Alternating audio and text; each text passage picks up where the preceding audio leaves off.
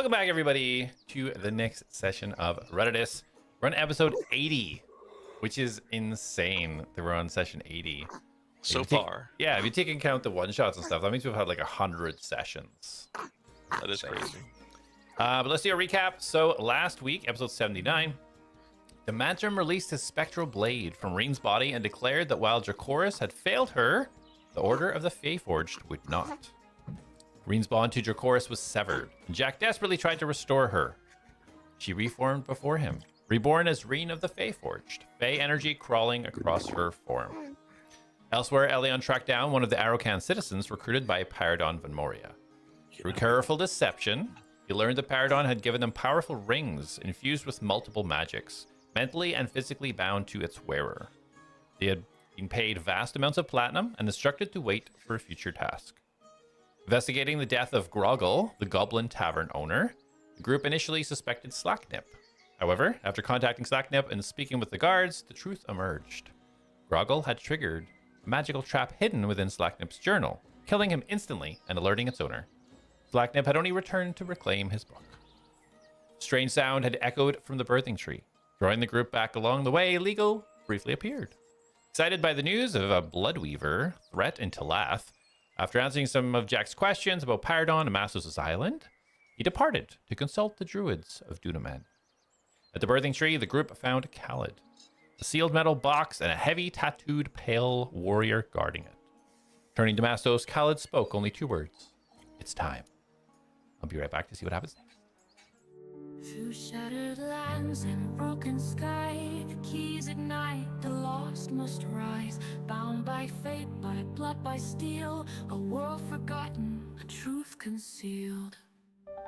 Heartless, forged in flame and dust, a heart of gears, a soul to trust. Jak the hunter, silent, keen, a shadow's wrath, the watcher unseen. Darius speaks with silver tongue, a tale half truth, a song unsung. Mastos walks where wild winds call upon, to earth, to beast, to all. ATLADS rise, the night is long, through fate and fire, standing strong. Keys awaken, shadows call, one by one the mighty fall. The mighty fall.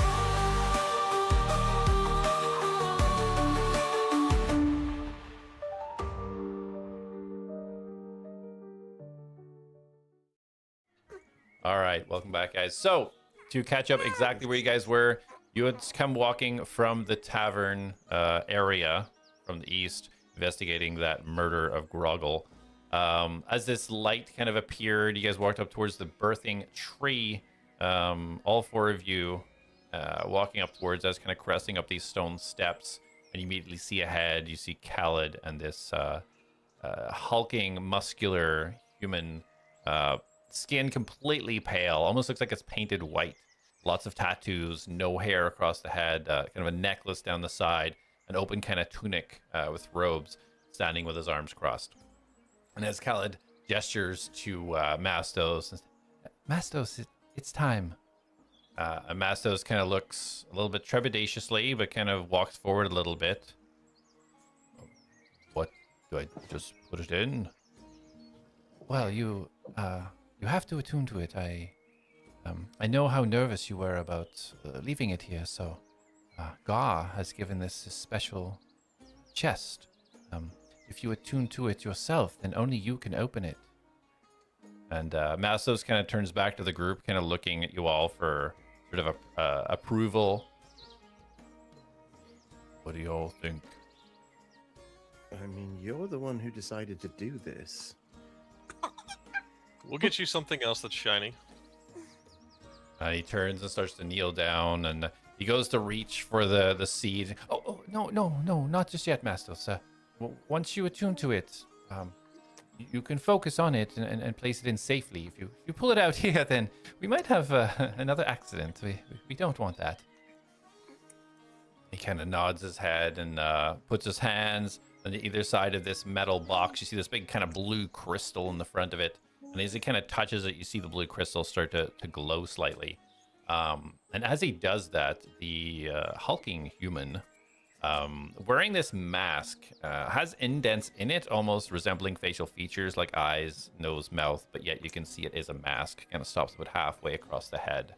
As Mastos is doing this, Jak and Darius, you see the warrior turn his head towards you both. And he starts walking towards you, Jak. You see him slowly and steady, not rushing. Hands just placed down by the side, with 6 feet tall, muscular.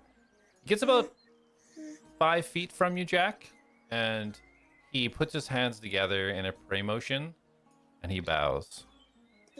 And as he raises up and he turns towards you, Darius, and he walks over, same position, he puts his hands together, and he bows.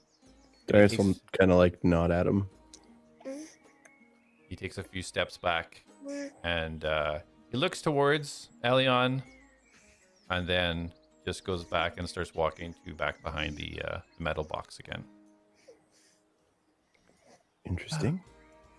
So, Khaled starts kind of mumbling, and as the warrior takes his place behind the metal box, you see his hand move in a sequence of motions. You see them sharply moving. Khaled kind of like watching them, and you can see her focusing on these hand motions. And she turns and says, Duna wanted to thank you, Darius and Jak, for essentially saving him and releasing him. Just wanted to thank you both.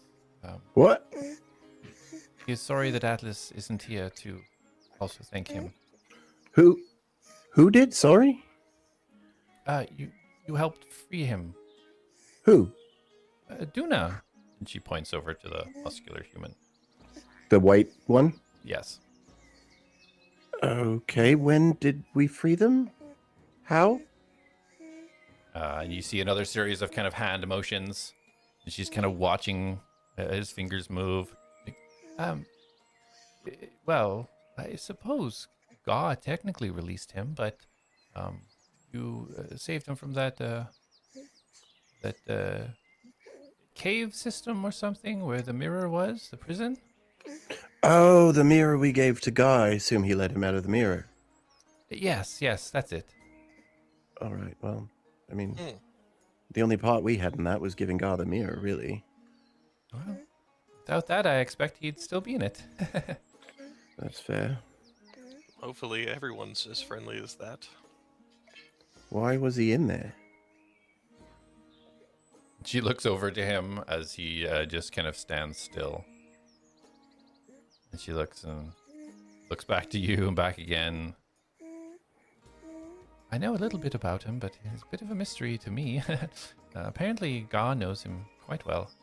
Quite powerful. He sent him here to watch over the box. Even though this will be secure, he felt extra protection was needed.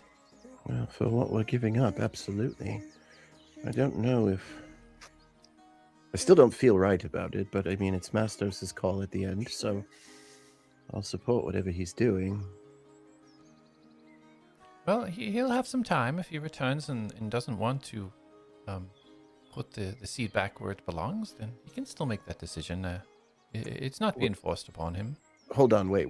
What do you mean where it belongs? Well, back in the Fae. You're taking this back to the Fae? No. Currently, it's going to be held here while he does whatever he's going to do. The fear was that if Garrick asked him to hand over the seed, that he would not be able to... Yes, no, refuse. completely, I understand that, and I still fear what could come from that, but... All right, so... Just because we're putting it in a box, if Garrick requests it, that's still his request. Yeah, I mean, if you're willing to give it back to him so he can put it in the Fae, what's to stop him from just coming and asking for it? And she just kind of moves his thumb to the side, moves her thumb to the side, kind of pointing to Una. Una just looks at her and kind of nods ahead. He's impervious to magics, which makes him quite powerful. So God thought it best that he protect it. Okay, maybe I'm misunderstanding, because it sounded like you said if he wanted to take it back to put it back in the Fae, you would let him do it. Yes. So, let's say Garrick contacts him, and we'll just use the worst case scenario where we're not there and we don't hear him ask for it. Yes. And then he decides it's time for me to return the seed to the Fae. So we come and he gets the seed, and then now he's got it again. And then what? What would you like me to do? I'm simply doing this at the request of Mastos to... Yeah, that's fair, but is there any way that you can tell if, like, he's been magically swayed? Yes, we could have Thrag install something that would indicate if there was some sort of mind influence. We could do that. I think that would be best. We Yes, don't know what the limits of Garrick's power are. And in part, I have to defend this seat as well, as part of my mission with the Mantram is returning the Fae as well. Yes, it was decided to put it out here more in the open. This box is completely unmovable, made by a material from multiple... There's these special rods that were created that exist that are just not movable. And this chest was made from it. So it won't be able to be moved and thought out in the open. At least we could see if anybody was trying to attempt to Wait, take are it. you talking about, and I'm going to reach into the bag and pull out my immovable rod, and I'll click the button so it holds in place. You're talking about one of these? Yes, those are extremely rare. That's... They've always fascinated me. I heard stories but never seen one. That's fantastic. He turns to Jak, he goes, see, extremely rare. Well, I'm glad you spent an extra 20 minutes opening that box. Oh, I used all my spell slots. Now it was worth it. Somebody has validated him. That's all he needed.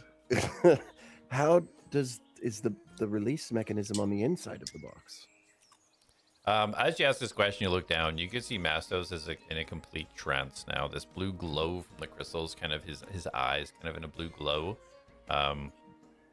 I don't really understand exactly how it works. God just said he would have to attune to it and that he could will it open. I don't know how that mechanism works exactly. Okay, well, I mean, maybe it's best that I don't know.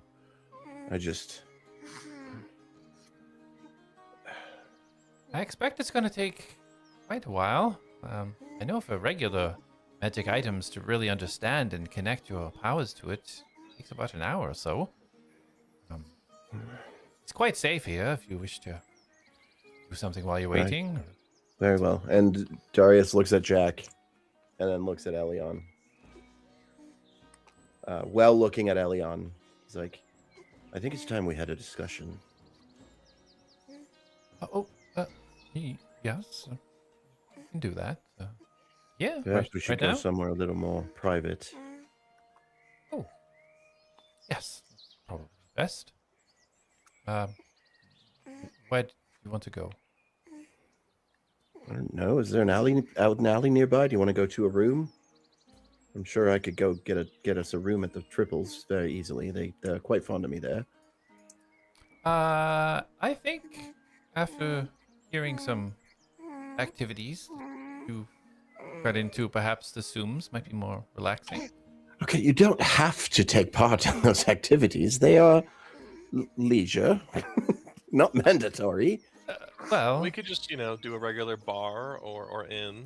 Well, the bar, there are people that could listen. The Zooms, it also works. Triples is closer, that's all.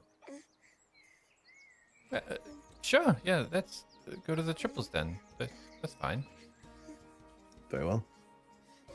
Jak And you will. No, go ahead.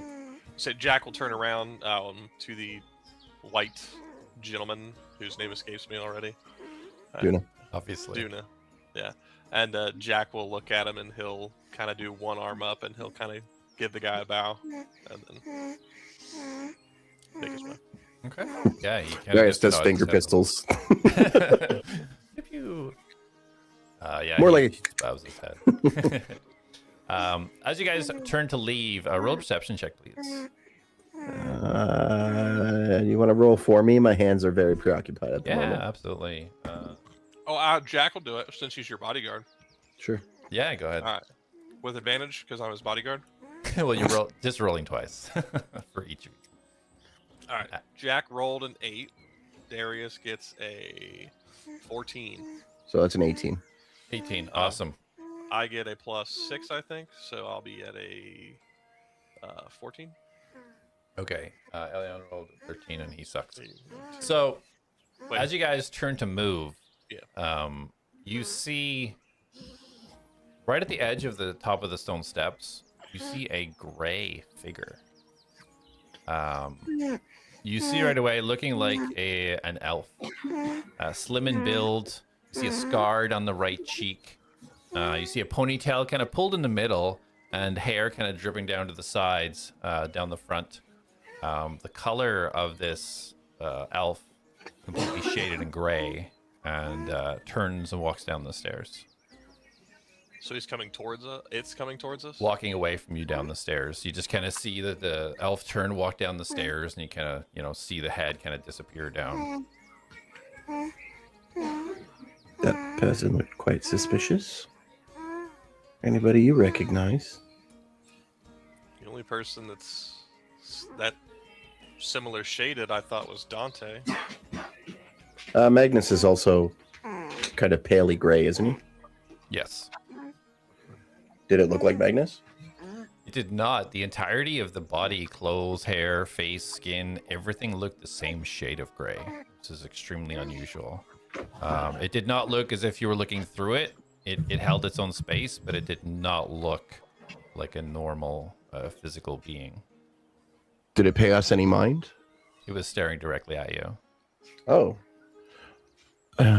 Maybe it knows we're about to go have a private conversation. Oh, maybe we should follow it.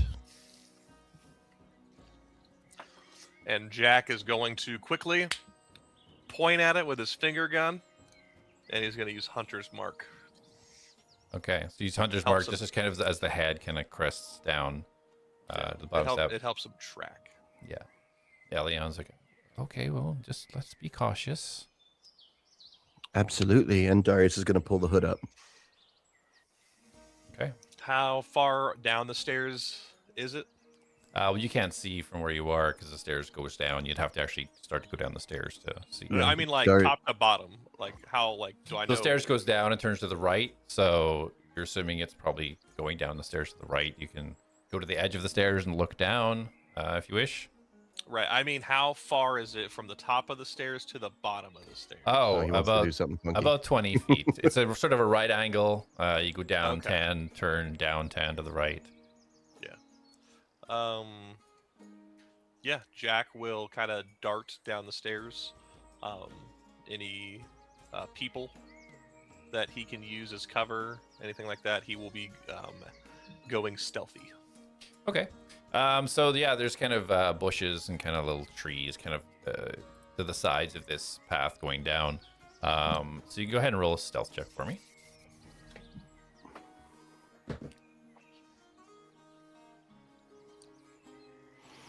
23. Amazing. You feel sufficiently hidden from anything on this mortal plane. Nothing can see. So Darius, you've got your cloak invisibility up. You are no longer being able to see. Are you moving down the stairs? Yeah, I'm going to start pursuing the figure.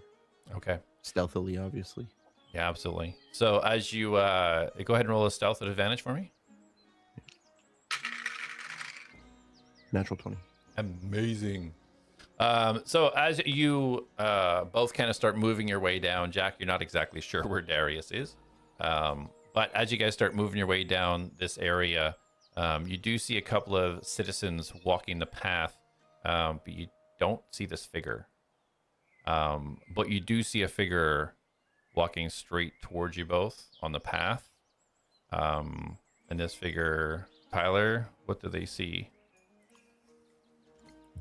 So the elf that you see walking down the path is pretty well built, decent amount of armor on. You can see that he's confident in his stride. What up? He has white hair. His eyes are a sort of milky white that's not quite exactly white. There's something right on the edge of perception that's faintly purple about them, somewhere deep. And he's got his hair, white, medium, tied back a bit. And he walks with confidence up the staircase. And you might notice he's wearing a shield that has an eyeball on it, or at least the symbol of one. Is he like coming like right at us at this point? He's definitely purposely walking up that path, intending to find someone. Now, our Darius just murdered a natural 20, so I'm not actually sure if I know where anybody is. So as you're walking down the path, looking to go to where you wanted to go, you hear a rustle in a bush, but as you kind of look over, you don't see anything. Okay. Well, last we know, the ATLADS were still near that tree. So I guess the most sensible thing to do is to continue walking up that path. Okay, yeah, you do so. Darius and Jak, you see this figure stop for a quick second and almost look off at a distance for a second and then continue walking up the path. Just calmly, arms to the side.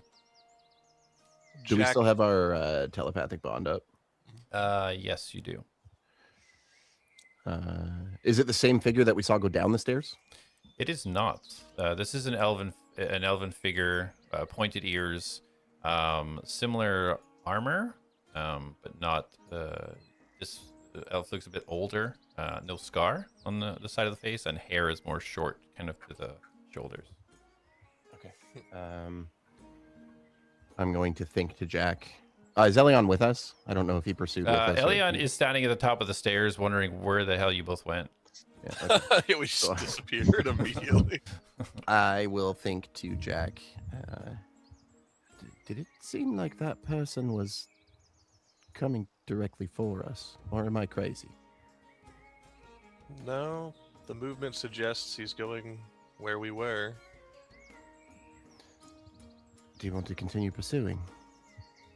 Well, I think they're going to be coming closer to us at any moment. Based off of like mannerisms, how they're walking, does Jak sense kind of any like nefarious activity from this person? As far as you're concerned, this would be another citizen walking around, walking very calmly, but with purpose. And you do see Elion now trying to hug the bushes, but doing a very bad job of it, trying to kind of hold and kind of peek over to see what's happening. And Trey, you see this kind of like head of Elion kind of popping over and like ducking down from this left turn, kind of up the stone stairs. Okay. I mean, if we see that, then definitely Trey's gonna go and investigate. Hey, what are you doing over there? I can see you. Just I was looking for my friends. I think they went this way. Sorry, I'm just gonna. And he starts to walk down sheepishly. Well, where are you going off to? I'm here looking for the ATLADS. I'd found that they're in this region. I think you seem a bit familiar. And he stops for a second. I know you from somewhere. He kind of looks around, looking for Darius and Jak. With a 3, he does not. Are you guys staying hidden? I am going to approach, but I'm going to keep like I want to be able to like within a distance that I could close within a turn, basically. Sure. But not close enough that he could turn around and grab me if he did sense me in some way. Okay. And Jak staying hidden in the bushes. Yeah, Jak is going to stay hidden in the bushes, waiting. I would say he's also probably about 50-ish feet away, maybe, or even closer, honestly. Yeah. So Elion looks at you, trying to say, I'm with the ATLADS. I wouldn't quite say that I was one of them. Elion Thorn, and you are? He reaches out to shake your hand. And I'll reach out and shake his hand. Name's Trader Kim Imago. Most people just call me Trey. Now, I know that the ATLADS have got a bit of a capacity for taking on new sorts, and maybe you're a bit new to the crew. So, would you be so kind as to divulge where maybe Jak or Darius has gone off to? Well, they were here a moment ago, but they took off a little bit quickly, pursuing something.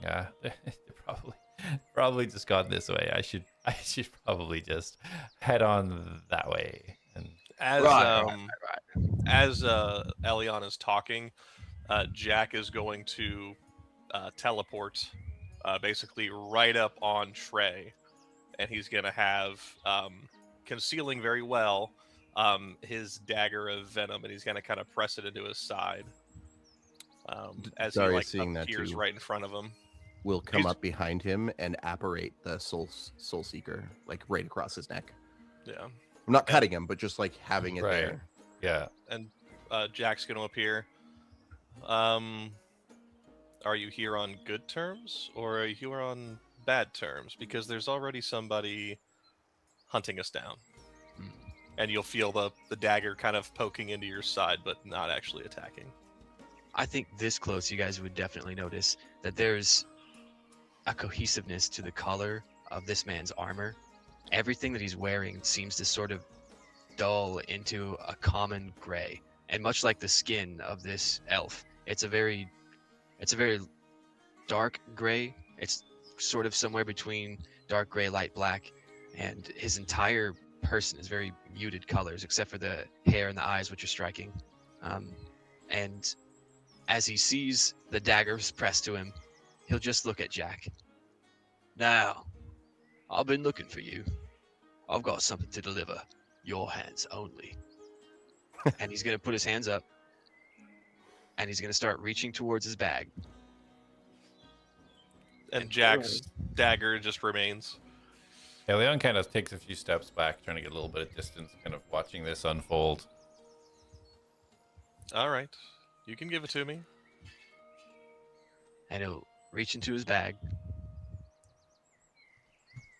and he'll pull out a letter. Yeah. Now, I've not gone and read this. I respect the man too much and left it for you. This is for you in confidence.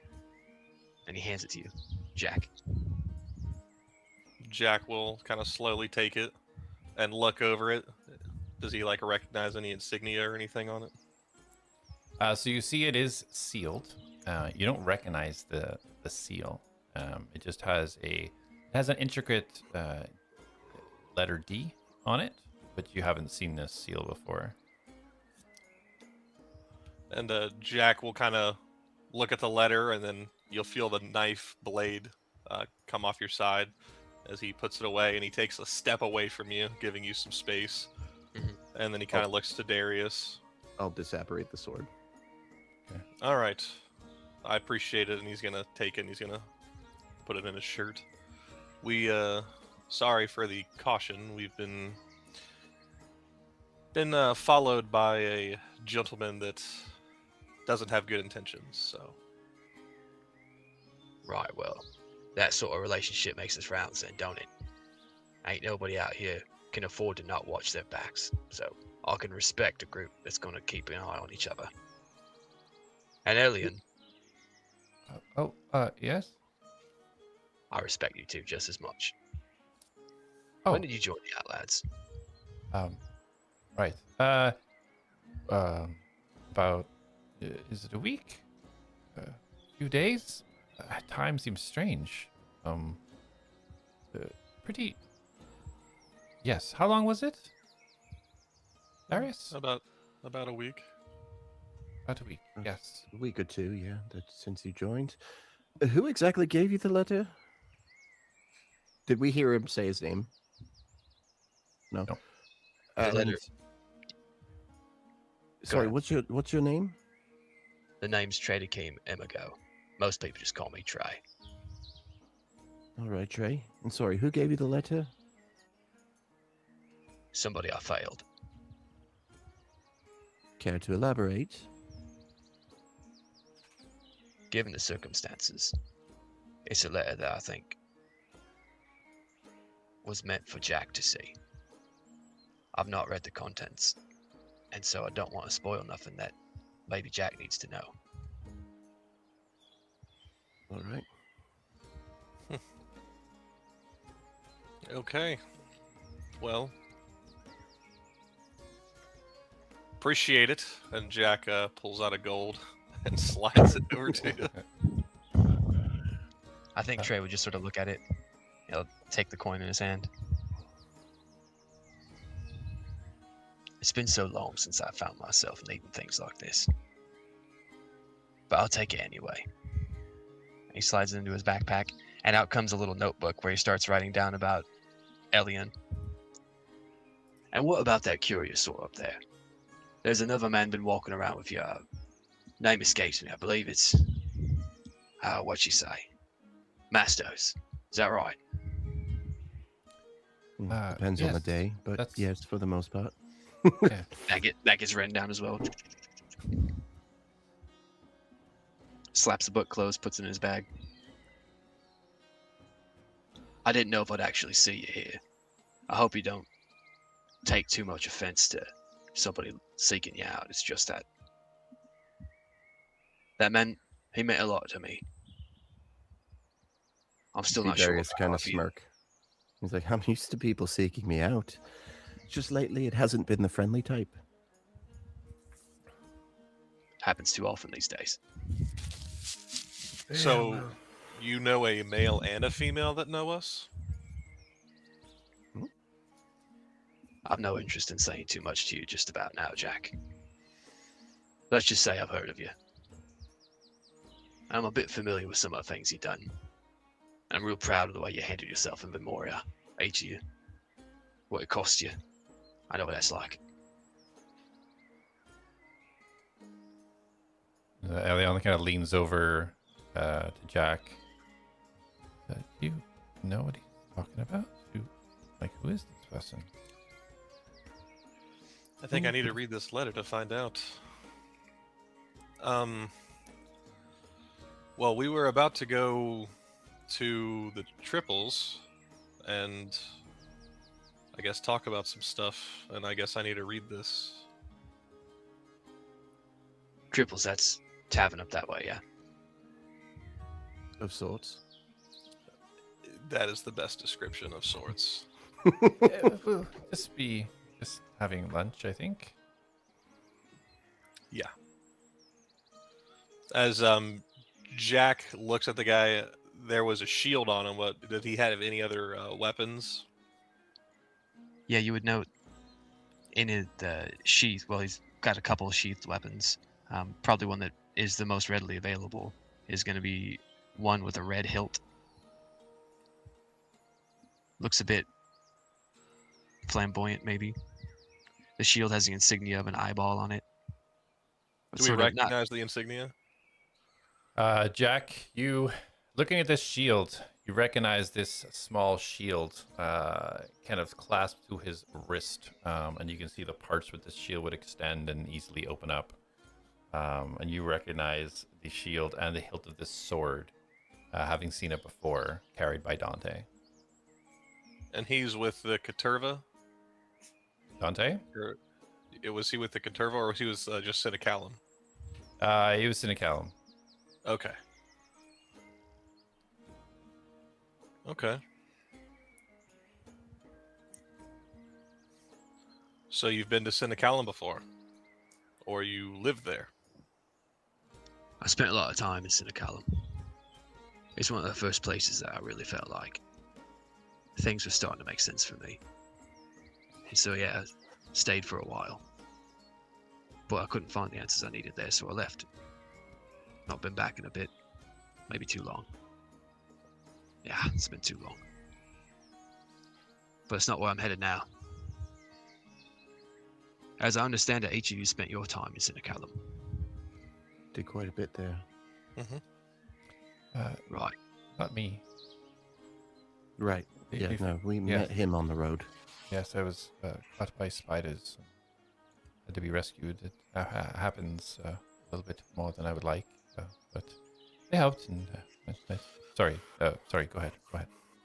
And Trey's like jotting that down. Probably why I ain't heard about you. Word travels fast, especially when, well, you're a sort who can make things happen.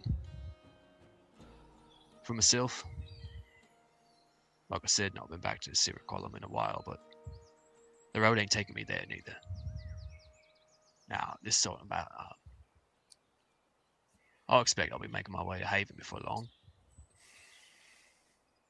But for the time being, I'll stay here in Arakan. Have we heard of Haven? Yeah. A couple of mentions of Haven. Is it on our map? Where is our map? It's the far west, northwest corner. Oh yeah. Oh wait, no, that's the wrong. No, that's the right map. Yeah. Okay. It's quite far away. That's right. It'll be a long journey. What's in Haven for you? You know, I don't rightly know, Darius. It's What? more like I'll find out when I get there. What? You keep saying you're finding your way. How? Where are you from?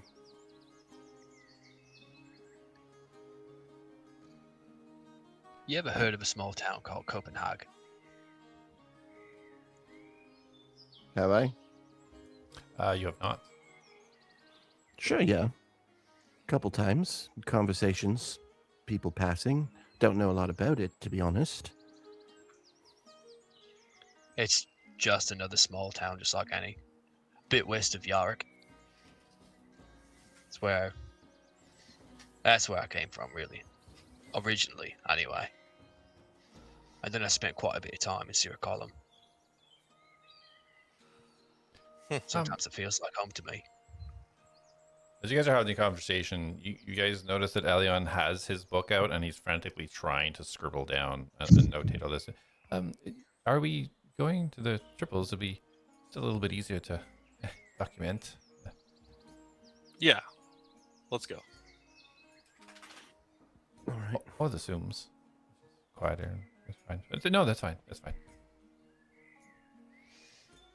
As you'll see Jak starts to kind of head towards there, and about a few seconds after he takes off, you feel this nudge into your body as this purpley radiating drake just like walks past you.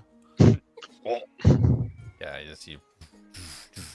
And you see this drake kind of bend her head around, kind of look at you, kind of just almost raises one side of her mouth to kind of give you a little like I'm here kind of thing, and then just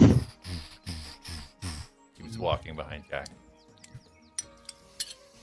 Yeah, Now Elion. that is a spectacular specimen. She's quite useful. She's done quite a bit to help, I think. Apparently never used to come to fights very much, but seems to be pretty good now. She Like likes that. You must know for certain. That sort of creature will tear up a battlefield. Look at the size of those claws, Elion. Look at them. You can see it from here. As you say that, the Reen actually turns around. You kind of see like the eyebrows and the drake kind of raise up a little bit, and just to raise up and just puts her claw down.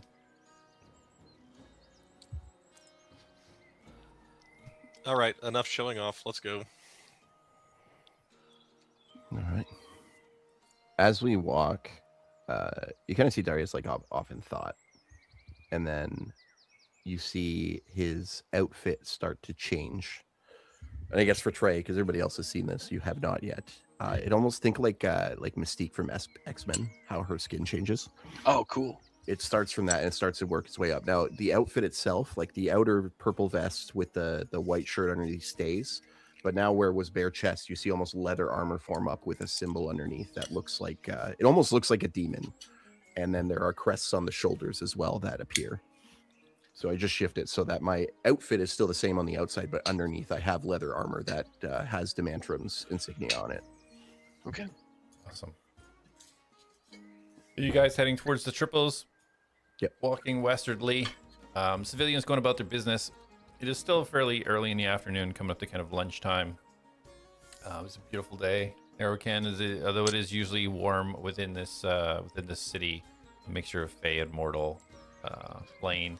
The sun is high. It is a beautiful day. You get the birds chirping in the newly grown and enhanced vegetation after Mastos's massive spell, accumulating the Fey energy and the mortal energy together. You start to see these small little flowers and then roots forming within the vegetation along the sides of the paths that were not there before. Multicolors, and you guys start to see these little inklings of the Fey, recognizing it from the Fey forest within Sinicalum when it was there, seeing these different types of vegetation. Bizarre, but yet fascinating. So yeah, you guys head kind of past ATLADS, turn north, heading up towards the triples. You guys want to do anything during this, or heading straight to the triples? I think I would be heading straight there with this new person now.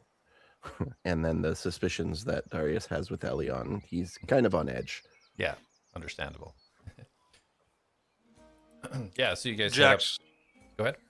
No, sorry. Jack's just like, you see him, he has the letter out, and he's kind of just like looking at the seal kind of more in detail as he's bobbing and weaving his way there.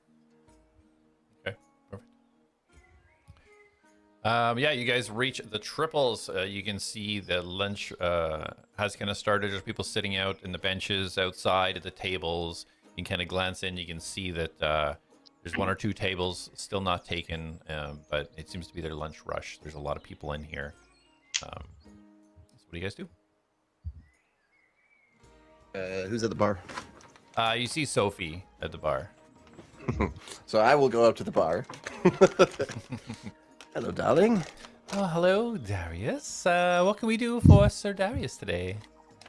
We're looking for not my usual endeavors. My group's a little bit lame, but we're looking for maybe something a little more private. We need to have a conversation where prying ears may not be around. Anything you could set me up with, my love? Oh, I think we could accommodate for that, absolutely. Would you need some beverages or snacks to be sent? Whatever you have for lunch, I think if you could set up, there's what, 4 of us? Yeah, 4 meals. And then he will take a 2 gold pieces and slide them down on the bar. Okay, she reaches out. Always so generous, and she kind of places her hand on yours and kind of pulls it back as she takes the coins off the counter. Ah, yes. Darius will wink at her. Just head to the 3rd floor. You can have that central room. Here's the key, and she slides it over. This kind of gold key, with a kind of C shape on the handle of it. Appreciate it, darling. And I will turn and look at the group. Shortly. Thank you. All right, thank you. And I will turn and look at the group, show them the key, and make my way up. You'll see Jack kind of freeze. As he starts to look at all the people that are like getting food. I'm not going up there with a bunch of people. What? Why? There's not going to be anybody in our room. It's just us going up there.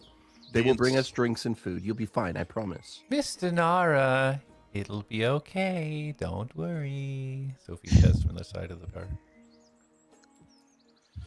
And then Jack thanks to Darius the insinuations. Whatever do you mean? You're a minor, Jack. I wouldn't do such a thing. Jack, you feel all of a sudden this massive shove from your back as you look around and you see Reen's head just pushing you forwards. Jack like sighs, like goes almost into like just a typical teenager, like fine. As he like begrudgingly makes his way to Darius. If you do anything to embarrass me, I will yell that I'm here against my will. We're all well known. It's not like they're going to think anything. Go ahead, try it right now. Crap, I forgot. If we were in a different town, I would yell and they would make a scene. Relax, if we were in a different town, I wouldn't bring you to a whorehouse. Darius, that is not a very nice thing to say about our establishment. I thought we were talking. Okay. She tapped in. She's so powerful, you don't even know. Whoa. You're in her lair. All right. You guys are heading up. Uh-huh. As you're heading up, Jak, you do notice Reen kind of take in the room, and she kind of turns and just heads outside the door. You can kind of see her kind of curl and kind of lay down just outside of the tavern. Okay. Call me if you need me. She kind of nods. And Elion is already still scribbling in his book, almost walking into the wall, trying to follow you guys without looking. He's like, oh, Elion, up here. Let's go. yeah, yes, yes, on my way. You guys go up the flights of stairs. Darius, you kind of know where you're going now. Heading up to that third flight, and you see it is just one room that takes up the. I actually want to wait until they go past me, and as Jak walks by, I'm going to slap his butt. Oh my gosh. Yeah. So Jak, as you go by, you feel this little sting on your left butt cheek. Jak like grabs his butt and just kicks it in gear like, okay. He's like doing this stuff. Just like, open the door, let me get in so I can hide. Elion, seeing that, takes like 2 steps even further back while he's following to put some distance. Trey, you just kind of following in the mix? Yeah, absolutely. Yeah, I think Trey's a bit of a wallflower here, but still following the group. Okay, perfect. Yeah, Darius, you see, as I say, you do see this door. This upper room seems to kind of encompass the majority of the top floor. There's a balcony. You can see a door to the right that would take you outside to sort of a rooftop, if you will. But there is the door leading into the private room. Okay. I'll bring everybody inside. Yeah, absolutely. You put the gold key in, turn it, no problem. Door unlocks. You guys head in. You can see this is a lavish room. It almost looks like it could be a full living space. There's a massive king bed off in the corner, but you see a fireplace. You see a long dining table on one side. You see a small corner that has a smaller table with some chairs around it. You see a dresser. Somebody could pretty much live in this place. I could get used to this. How much does this place cost? Do we have enough No, don't worry money about for that. I have plenty of money, and they actually really like me here, so. I don't want to know why they like you so much. And then Jak like is jumping on the bed as he gets his letter out. Okay. You will one day, I promise. You guys see Elion kind of scoots off to the corner of the smaller table with the group of chairs. You just kind of see him watching, put his book on the table, and looks like he's sketching or writing. Darius is going to walk over and put his hand on the book. He's not going to try and take it. He's just like disrupting what he's doing. Yeah. Elion? Can you not touch my book? Yes? It's time you gave us some answers on what happened.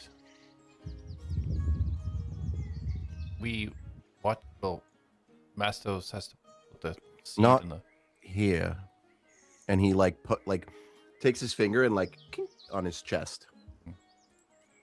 How did you get this? And what happened? What? I don't have one of those. What do you mean? The key? He means the necklace. Sorry. Then- Sorry, I'm not feeling myself. Pendant. I told you, Thalon will give it to me. His last words is to keep this and try to bring us back. This was the key to bringing my friends back. What happened to your friends? They were attacked. I don't remember the details. I told you this already. So I have a mild concern. What do you know about that pendant?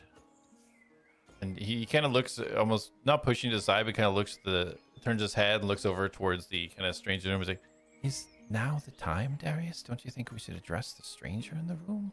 We can talk about this after."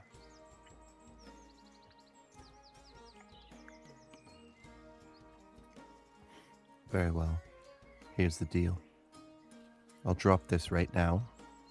But our next little floaty dream session, we're going to your island. And he looks up at you. A little bit more intensity in his eyes. And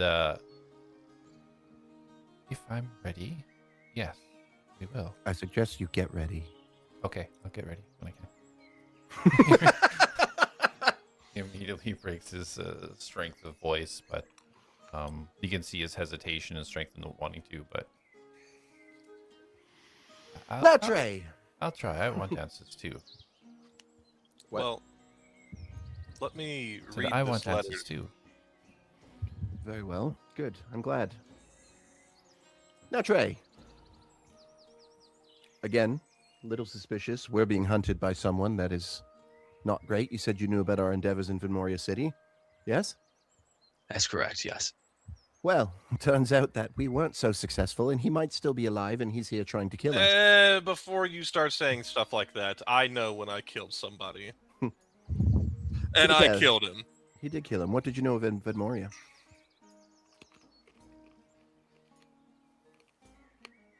We know, well, we know things went quite right in Memoria, but anytime I tried to find out what was so deep down there, I couldn't get deep enough. Not to be safe, not by myself. Who's we?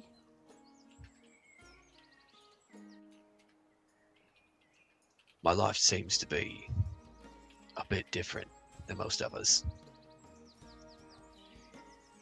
I don't know if this is going to make much sense to you, but I can often say the results of decisions I never made. And sometimes I can see a result. I don't know what decisions ever even got there. And so I tried. But things are so dangerous down there in those mines. Cavernous. Demonic. I don't even know the half of it. But what you were able to do, you intrepid adventurers, it really taught me that some things are better done in a team. And I can respect that. Now, as best I can tell, Memoria fell to Jak, arrow to the eye and all that. But you're telling me that's not what happened.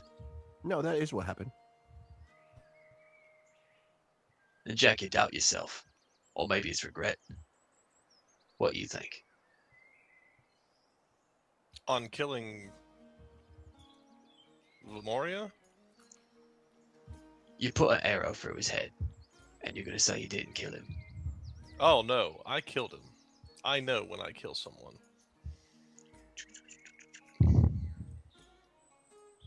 Are you telling me, as you see kind of Jak lean up off the bed, put the note down,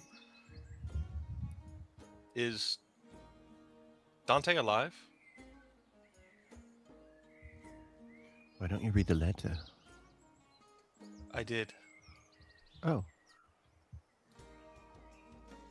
And he thinks to you, do you want to fill in the rest of the class? When Trey answers me, Jak says out loud, "Do you know if Dante's alive?" I don't know the contents of that there letter. I don't know what his wishes would have been. But Dante was too much like me. Too eager. Always too eager. And we kept in communication like we always do. Always have. Always should have. He went alone. He wanted to be just like me, okay? Is that what you want to hear? Dante wanted to be just like Trey. I should have gone. Always trying to be alone is never going to be good enough. So yeah, Jak. Yeah, he's gone.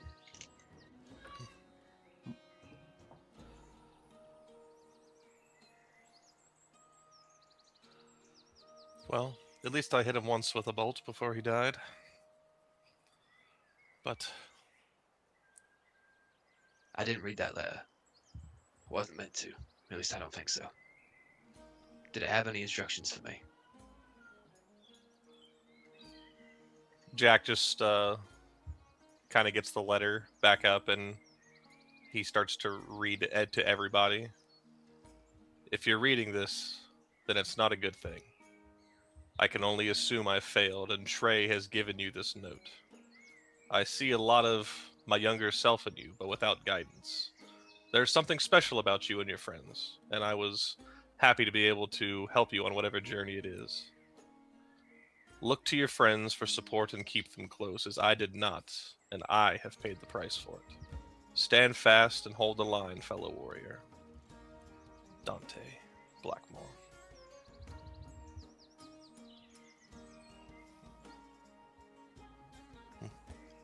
Well, I Did you would know him assume very that well? it's not good. It means he's dead. Right. He thought he could handle it all on his own. Maybe he could have. He should have. There's that you want to hear. I'm mad at him. Angry. I can't decide if it's at him or myself, but maybe it's both. He should have been good enough. I know he was.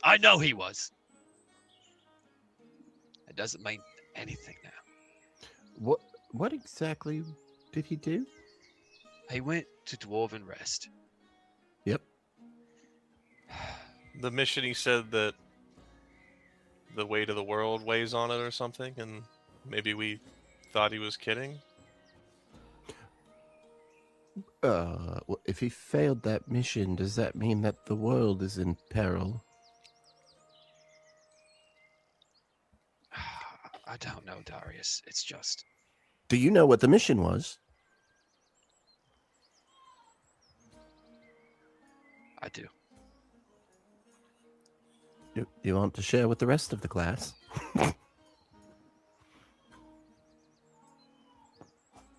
I went to Dwarven Rest to find him. I had to ask for a bit of help. I was too far away. Maybe we were both too confident.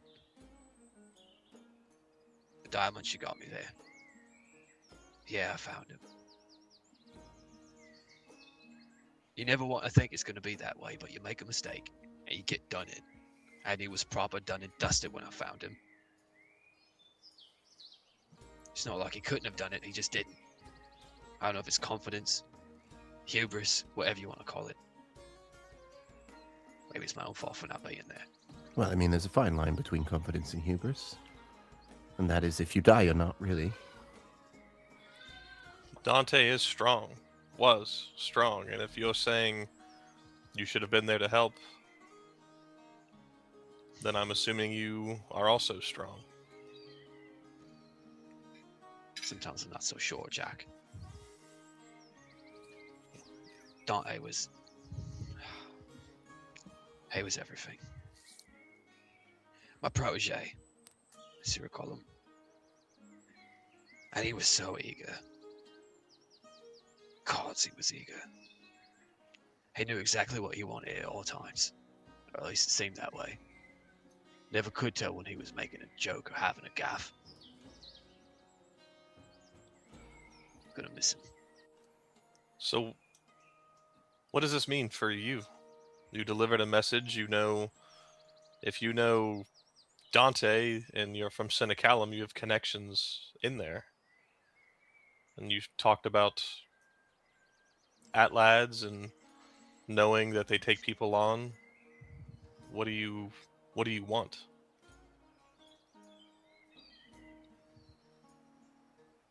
I think I need your help. And I don't say that. If anybody knew me, they'd know I don't say that. But I think I need your help out, lads. It don't seem like much, but Dante, he was after something in Dwarven Rest. And he couldn't get it. It got him instead. So I went and got it myself. I don't know how much more I should say. But, I mean, if you need our help, I think you should say everything. Sorry to interject. I'm just trying to keep everything straight in my mind.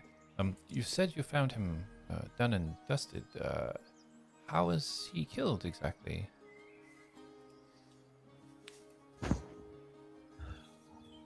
Something big and nasty took him out.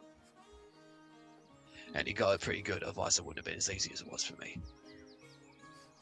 I could tell. He was doing his work right, he just made a mistake.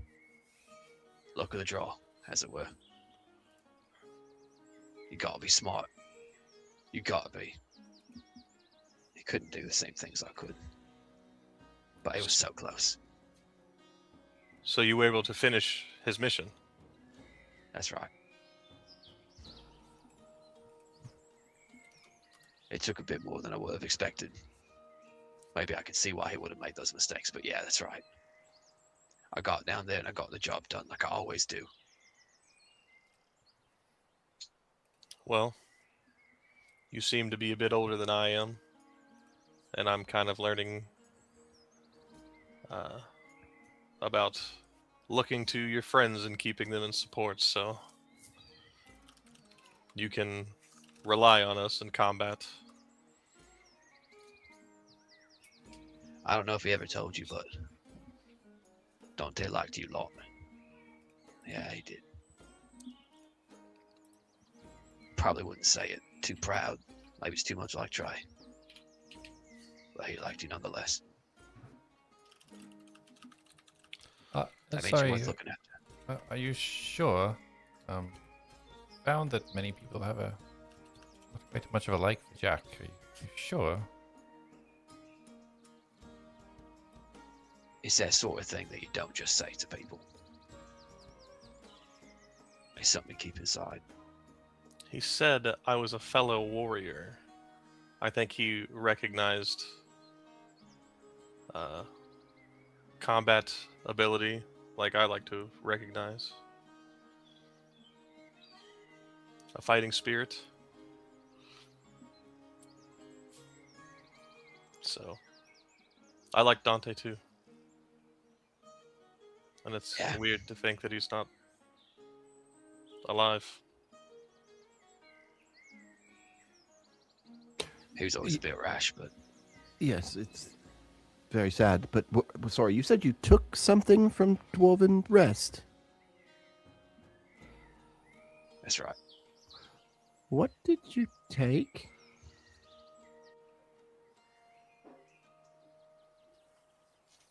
If I'm being honest, I'm not sure that I know exactly what it is. I got a pretty good idea, though. It's an artifact. Yeah, I mean, Dante, he did tell us, right? DM. Dante told us you some he had a artifact. mission. Yeah, an artifact that he had to retrieve. He didn't tell you anything about it. I thought he said it was like it was super powerful or something, or like because he did say it was world ending or something. Yeah, like when that. you guys, you send a message to him when you guys were leaving saying, hey, we're heading out. And he's like, oh, okay, just doing this thing. You know, it's just the world's at stake, but I'm sure it'll be fine. And then you guys left.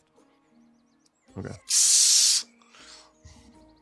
So Dante did mention an artifact that he was trying to retrieve, and he said that that world was at stake.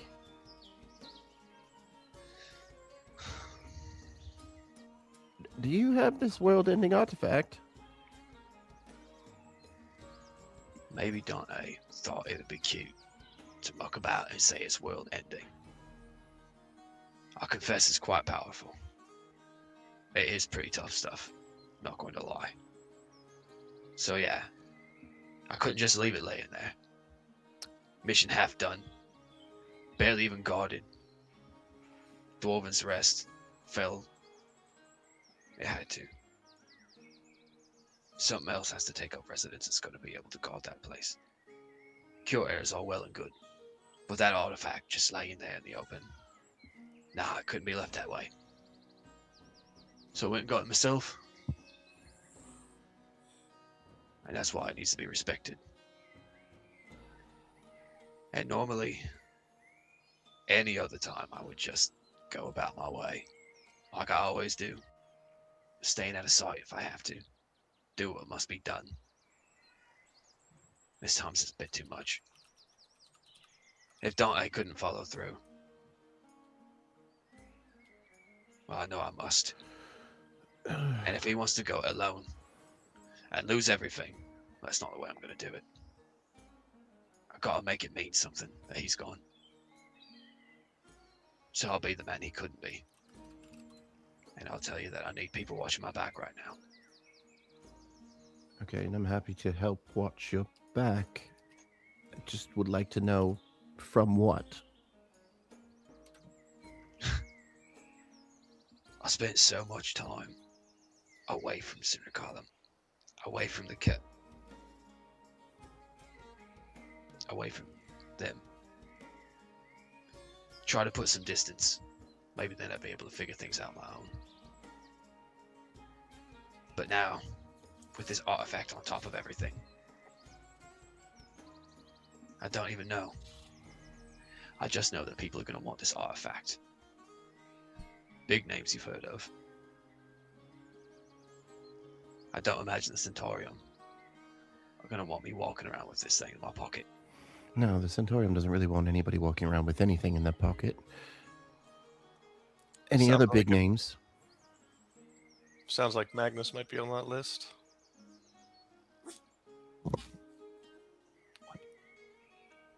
I couldn't tell you who I was looking for it. I don't even know who knows, which is why I'm so reluctant to talk about it.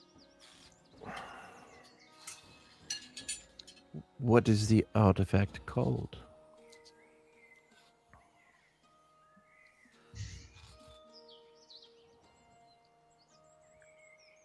I'll feel what it means if I tell you. If you know, that means that they can find out.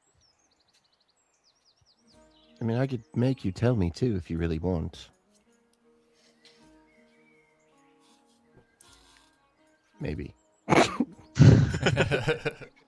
Yeah, I still have a spell slot I can do it with. All right, well. And I think Trey's gonna look around a bit and make sure that it's nice and quiet and that he doesn't see anything that makes him think that we wouldn't be in a place that he could speak with confidence. Go ahead and roll a perception for me. I don't know how this is gonna work on camera, but I got this little spinny thing. It works terribly on camera. I'm gonna roll it in D&D Beyond, I believe. Or Yep. do you have D&D Beyond pulled up? Yeah, you can roll it there, yeah. We trust rolls here anyway. You can just tell me what it is. My cat's just murdered my green screen. I got a 19, which is perfect because I got a 19 on the real die anyway. Amazing. Yeah, you glance around. You see, although there are some windows here, they are shuttered. You don't see anything that would indicate that there's anything untoward or watching you, at least from what you can see.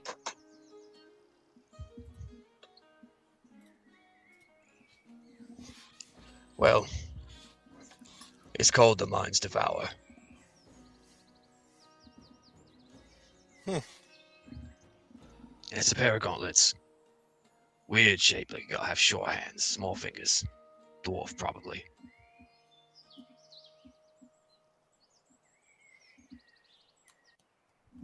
You see in the corner, you see Elion kind of almost look up at the ceiling for a second.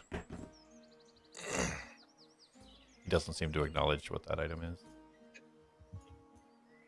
Do you know what they're capable of, or just What do you know of Sir Column?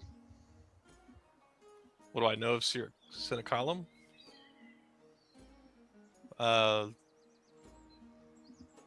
People there are interesting because they want to modify themselves.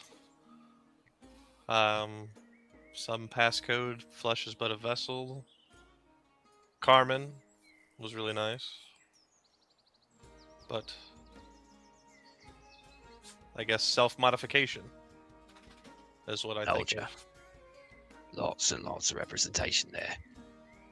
Did it ever strike you as a bit strange, having all that carved into a mountainside, somewhere deep like a tunnel? Ain't a natural shape, Jak. I found the people more strange than the tunnel. I never really thought about it, to be honest. I guess I just thought about it as a tactical fortress. Hard to get in there, hard to overtake it. And the way the sun gets in there, The way that environment seems to be a bit too sunny to be underground. True. Place is special. We did just accidentally walk in as well. And destroyed one of the security droids. They weren't really happy about that, but I mean, to be fair, it did attack us. Shake your head all you want, your DM. It did attack us.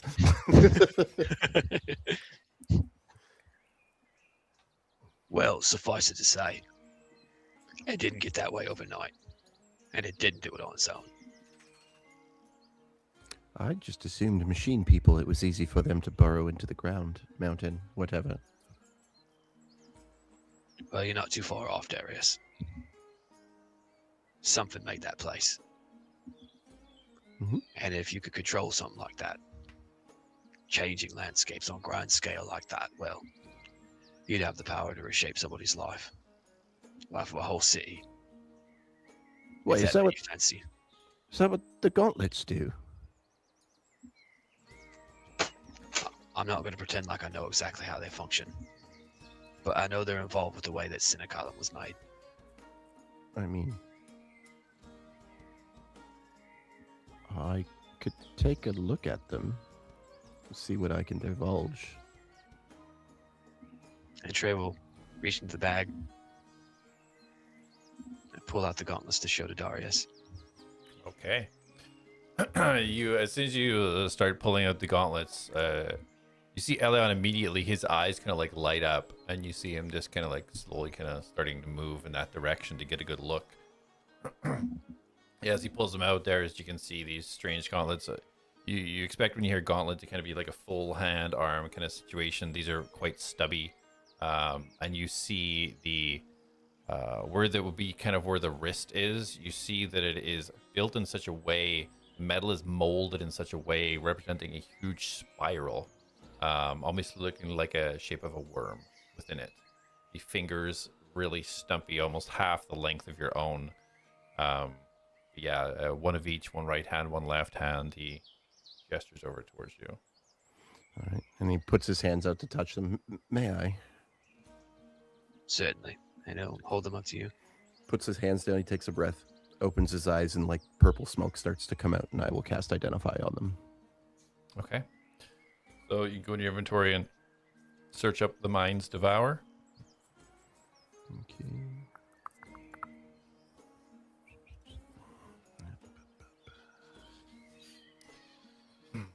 While this interaction is taking place, and you're kind of focusing your energies and figuring out exactly what these artifacts are, Mastos, you have been knelt down, concentrating and focusing your energies on this chest. It's blue crystal emanating some type of energy and connecting with yourself as you stare into it. It feels warm and welcoming, but you feel in control. At no point do you feel threatened or a release of your own energy. This feels very much like when you connected to the special beads that you wear or any of the equipment that you have. This feels very much like a bond similar to that. Only takes a lot of concentration and focus, almost in a state of trance while connecting to this. You can see through your eyes, you can see this muscular human standing above. And Khaled, you had seen her head off and bring Thrag. So Khaled and Thrag also there now. Not just staring down at you, but kind of talking to each other and talking to guards. You can kind of see movement happening, but it's almost like a haze. You were so focused on connecting to this binding of this chest. If you could roll a wisdom saving throw for me, please.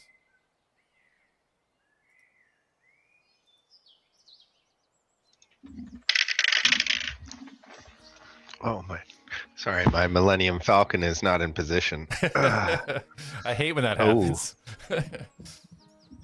Good thing I have +4 because that is a 16 then. 16 wisdom saving throw? Okay. Yep. Yeah. Oh, so, saving throw? Yes. Oh, that's a dirty 20 then. 30-20. Okay, amazing. Yeah. Yeah, you feel this kind of surge back and forth, like it's almost giving you energy, and you're almost like translating this energy and sending it back. It's like a constant flow. The point that you feel that you're almost like you've been climbing this hill and you're almost at the precipice of the mountain. Do you want to crest the top, or do you wish to kind of hold where you are? Do I want to edge myself? I will Good golly. wait just at the tip. Just at that point. Okay. But not for long. I just want to savor this moment. Okay. This feeling. Absolutely. So, back in the room, Darius, as you kind of finish your magical incantation, you start to understand the magical mechanics of this item. Understanding this is some sort of relic used by dwarves, ancient dwarves. And you understand that for this ritual to be completed to summon this ancient ground worm, requiring multiple skilled druids to be blessed by the ancient dwarven clan. Something extremely intricate to be able to get to the levels of strength and power that this was used back when the likes of Cynicalum was built. So yes, these gauntlets were something that helped shape Cynicalum. It appears they were used to control. They mentioned those worms, didn't they? When we were passing through the mountains, they told us about them, did they not? It was mentioned that that's how Cynicalum was made. Yeah. Yeah. Sorry, I completely forgot. But now that I've kind of sensed the magic in these, I remember now. Cynicalum was actually shaped by these worms. Somebody may have used these gloves. Unfortunately, it seems like they are very specifically tied to dwarven culture. You would have to be a descendant of an ancient bloodline in order to use them, which does narrow down people using it. Just not random people can't just come and take them, which is good. But yes, they also make the wearer quite strong. May I take a look? Elion reaches his arms out.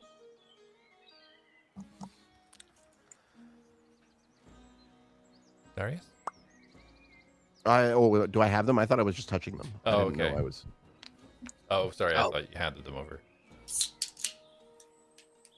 Well, I suppose if it's time for it to be seen, then sure, here. Oh, okay. And he kind of like brings it over to the small table, puts it down. You kind of see him looking at it and getting his book and doing sketches and trying to get the side angles of it and documenting it in his book. Darius follows him and watches intently over his shoulder. Okay. You can see every few seconds he kind of glances up with a confused look on his face and continues his sketch, trying to get the shading in where the strange kind of twisting of spirals are.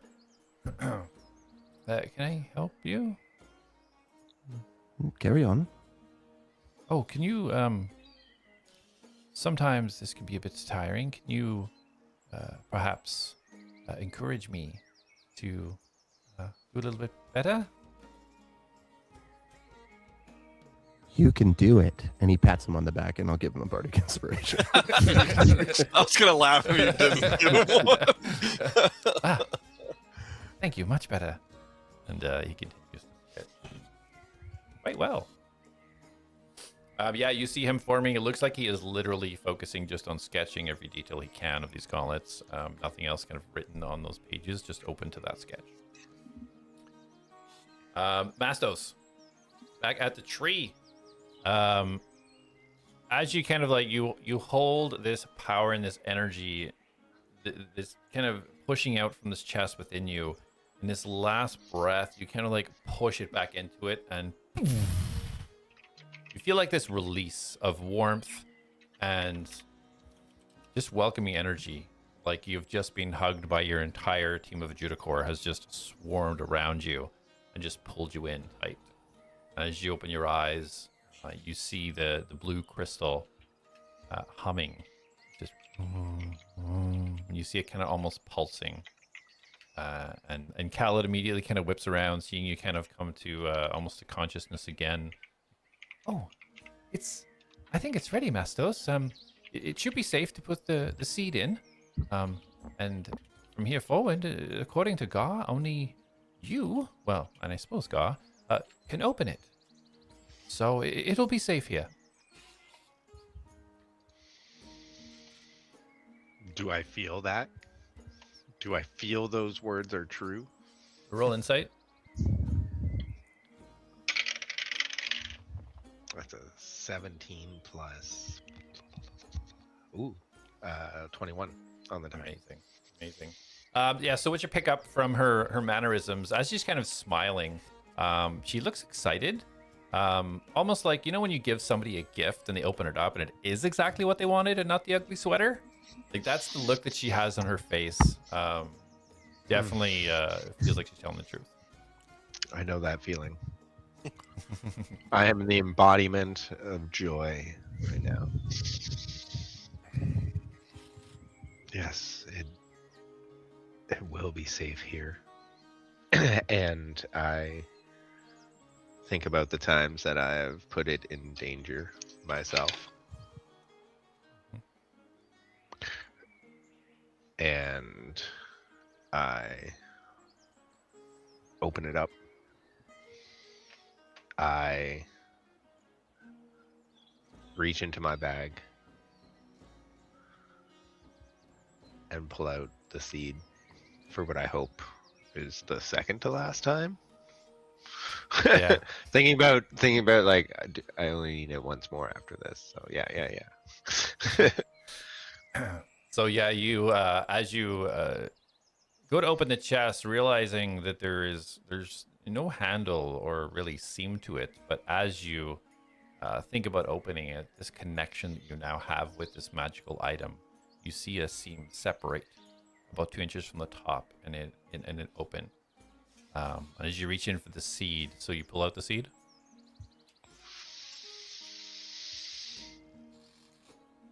Yes, but with two hands immediately. Yeah. So as you pull out the seed with 2 hands, this time you feel a pull again, controllable pull, but you feel this pull towards the chest. You can feel it, not forcibly, but almost encouragingly towards the chest. And I guide it gently into the chest. Yeah. As you set it into the chest and you kind of slowly release it from your fingers, and you see the outsides of the seed just slowly take the darkness almost within it. And the seed, you do not see it within the chest anymore. Ooh, that's cool. I say that too. That is said in that moment. Oh, that's cool. Yes, Ga said it would be safe and only retrievable by you and by him. And Duna will not let anybody even touch the chest. Right, Duna? And you see the muscular human standing there with his arms crossed, kind of just staring down at you, 6 foot tall of pure muscle, painted white with tattoos everywhere, and a mask. He just nods. Thank you, Duma. Duma? Duna. Thank you, Duna. Like, do not touch this box. Do not touch this box. I like this. This is mission here. That's how I remember it. Yeah, I like it. Duna. So while you were in this trance, you were aware of, and were able to hear and see everything going around you, although within this focus. So you are aware of that Jak and Darius were thanked by Duna from essentially releasing him. He was trapped within the mirror that was a prison that was traded to Gar, and Gar had released him from that. So you understand that this is a person trustworthy and trusted by Gar, at least, to watch over this. And the Khaled had said that he was essentially impervious to magic, and that's why he was chosen to watch over this for you. And you heard your friends talking about leaving and going to talk at the triples. Yeah. Yeah. This is triples. I will close the box. Stop admiring the darkness. And set it aside with Duna. And So as you think about the box closing and it does close, as you go to try to kind of like push it in his direction, it does not move. And you recall that Khaled had explained that this was somehow made from multiple immovable rods that have been melded down and built into this box. So once this box closed, it is not movable from this exact spot. just testing. Just testing. I That's think great. You're fine there, Mastos. Yes, I think you're fine. And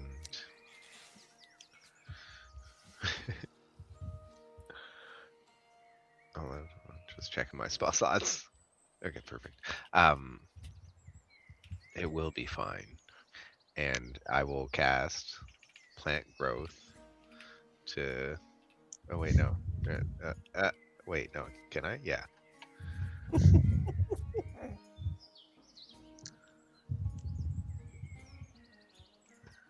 Yeah. So I'm just growing some flowers and some nice things to sit with it and accompany it along its little nesting spot. Yeah, absolutely. As you kind of cast your incantation kind of around the base of this magical chest, as you focus your energies, you see this very strange mixture of flowers and vegetation that starts to be created. You see this bloom. You see this sort of almost looks like a red rose start to form, but on the other side, you see this pink three-petaled flower, almost like two flowers melded to one. As you start to kind of see the creation of the Fae and the mortal, flowers start to come together around this chest.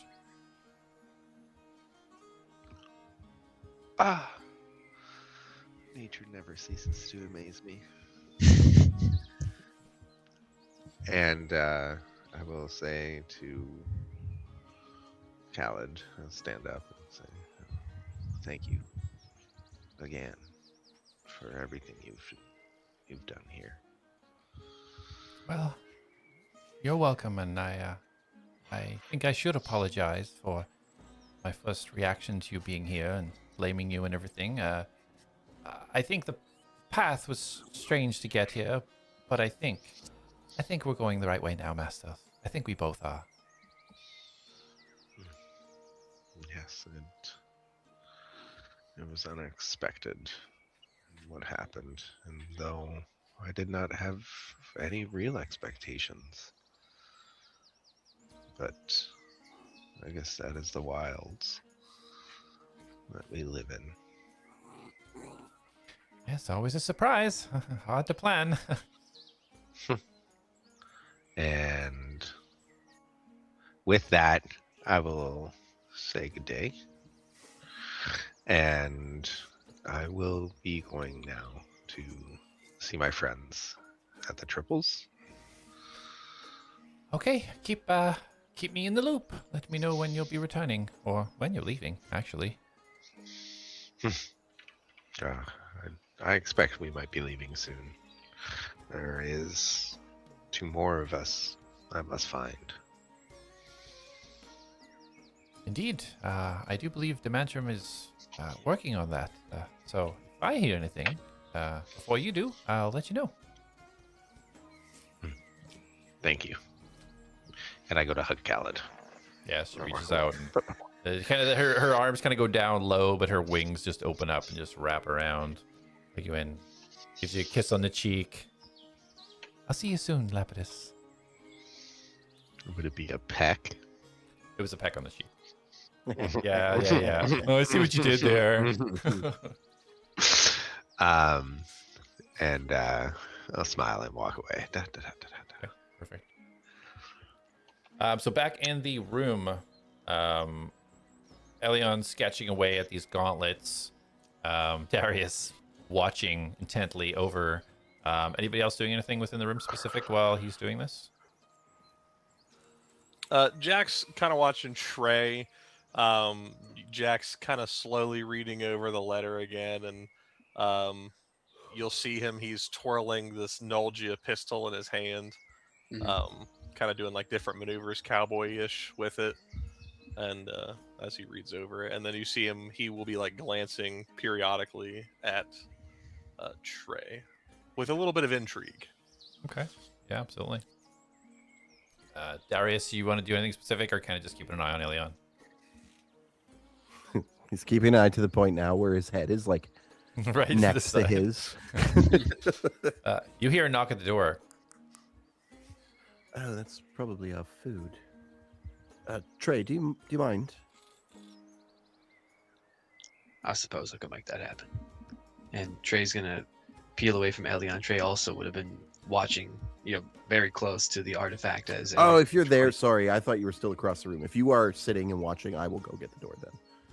As long as somebody has an eye on him, then I'm fine. Wow. Yeah. Okay, yeah. So you get up to the door. As you open the door, you see this male tiefling, blue-skinned, hair kind of pulled back down the middle. These kind of white little, almost look like little pieces of leather tied it back and rippled to the back. No hair on the sides here. Chiseled jaw, little black mustache in here. As he holds a full tray, you see a jug of some type of liquid, multiple meats and bread. Hello, sir. You've requested this, I believe. Darius gets a sly grin. Well, aren't you a handsome devil? I've been And told he once will- or twice. He will flip him a gold coin and say, please just come set it up on a table. Oh, yes, of course. This is very generous. So let me take care of this for you. I really need to break my gold into silver. yeah. Gold's everywhere. So he Jack goes makes over a to- very noticeable bleh when Darius is flirting. He goes over to the long dining table set up to the north end of the room and places it down there and starts setting out some cups on the table. Would you like me to pour for you? Certainly. Four, you know what? 5 glasses, please. Oh, very well. He has 6 on there. She takes out 5. So it's pouring it in. You can And see Darius this- is going to think to Jack, he's like, I don't always flirt just to get with someone. You get better service if you treat them friendly. I will shoot you if you do anything weird. I'm not going to do anything with you guys in the room. Thank I you. don't see you like that. I know, but I'll just shoot you in the butt so it makes it awkward for you later. It just might give me a faster thrust. The gun slowly starts going towards Jack's jaw. he pours you see him pouring this red shining kind of liquid into these cups and puts it down. There we go. Wine's okay for everyone, I assume. Sure. They'll make do. It's what I got, so. Very well. If you require anything else, feel free to give a holler. Absolutely, thank you. It's the gold in his coin purse and backs straight up and walks his way out of the room, slowly closing the door behind to not make too much noise. Darius turns around out loud. Was that so bad? Jack's like holding the letter that all you can see is like the top of his hood, a little bit of his hair in his eyes, and they're just like daggering you. I didn't do anything. I was just friendly. It's the implications of walking in this room. The door was open the entire time, and he had food with him. Okay. I'll let it slide. I'll let it slide. You can see Loosen up a little, Jack. Trey. You can see with Elion sketching. It's quite impressive what he's doing. The representation on the book, now that he kind of pulls his kind of charcoal away, you can see it looks almost identical to the gauntlets on the table, and he kind of looks kind of pleased with himself. And he kind of notices you now, almost just completely zoned out. Sorry, yes, you of course can take them back. I got what I need. And he closes his book up and kind of pushes the gauntlets towards you. Yeah, I think Trey will probably, seeing how well it's done, he'll probably see if he's been making notes and maybe for a second try to eyeball what sort of stuff he jotted down. If Elion knew what the stuff was about, and he'll collect them. That's Yeah. a pretty good skill you've got there. Oh, it's kind of what I do. I document and write my stories and make sure everything's remembered and where it should be, when it should be. I do Yep. my best. He also burns people's faces off. Well, that's not. I mean, it's happened, but it's not what I don't try to. It's been somewhat of a shock. Magic's I haven't really used it in that type of way before, and since I've met this group, somehow this type of thing has happened from time to time, and I'm working on it. I'm getting better. It was helpful. I wasn't saying it was a bad thing. You don't have to get defensive. No, I appreciate the compliments. It's just I surprised myself, I suppose. He's not much of a fighter, but he's quite skilled with magics. Well, immolating a man without having control over your magic, it's a bit puzzling. You don't self-immolate by accident, do you?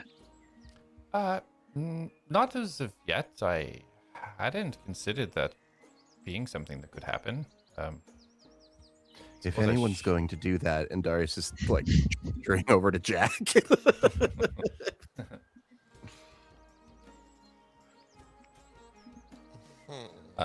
During this time, Mastos, you're heading straight to the triples, just walking along. You could almost say I'm making my way there. Okay.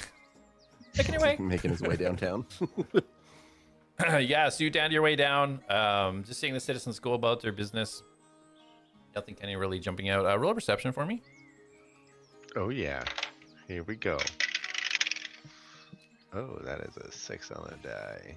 That is not gonna be. That is a 14. 14, okay. Yeah, just keeping an eye out, kind of looking at your handiwork from your spell, kind of enhanced this entire area. Quite pleased with yourself. But yeah, you reach the triples, nothing really kind of jumping out. Looks quite a busy. A bit of a lunch rush, just people eating outside, people eating inside. You poke your head in and you see a human female behind the bar looking quite busy. What do you do? I approached the bar. Did Reen spot him? Rena's not there currently. On the outside? She is not currently there. Copy. So sorry, you approached the bar? Yeah, I approached the bar and I would like to ask, have you seen my friends, the ATLADS? Oh, you must be Mastos. The satyr of such power, yes? I bow. My. And she bows, this long blonde-haired female. Absolutely, Sir Darius and Lord Mara are upstairs if you wish to join them. Top floor on the third. There's already snacks and drinks there.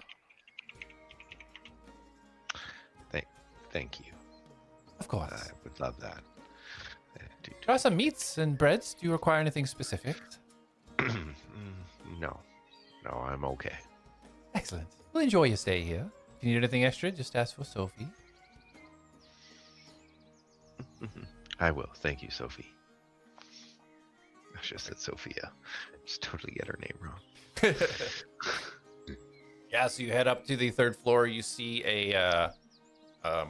this room pretty much takes up the entirety of the floor, whereas the other floors you see multiple doors from multiple rooms. Yeah, and you see a handle, lock, doors currently closed. You hear kind of mumbling from inside. I knock. Everybody in the room, you hear boom, boom, boom, knock on the door. Darius is like, well, I was only expecting the food. I don't know who that might be. Jak, why don't you get it? Jak walks over to the door. Yes. And has it been an hour since we have It's been exactly an hour since you guys separated. Well, it's been an hour and 15 minutes since you guys separated. Okay. It's 1 hour to Okay. grind to the chest. Then I say out loud, it's me you're looking for.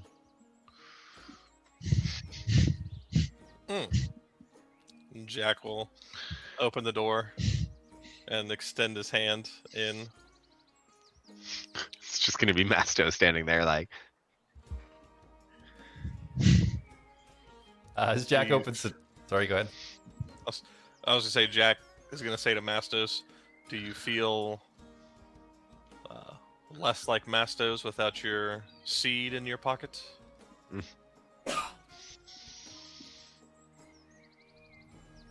no. Seed is always with me. And I walk in past him. Okay. As you enter the room, you do see your other colleagues, but you notice that there's another individual in the room you haven't seen before. You see this sort of a strangely dark-skinned elf. You haven't really seen this color of skin before. Pointed ears, white hair, kind of down to the shoulders. Dressed in kind of dulled armor. You see a small buckler kind of shield in his arm, and a couple of different sheaths. Seems to be kind of sitting over by where Elion is by the table.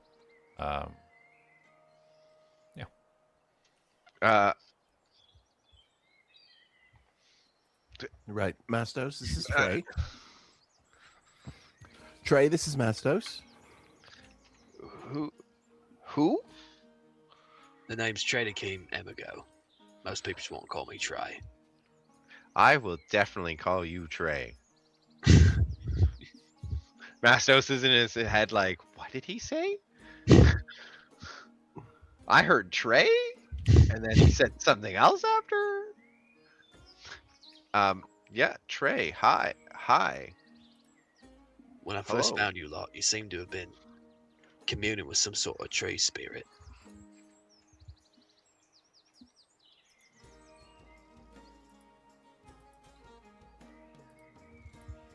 Like, I you've think been he's- following us? I seen you in some sort of trance-like state. Everybody Oh. agreed it wasn't worth interrupting you. Oh, just now. Yeah, yes.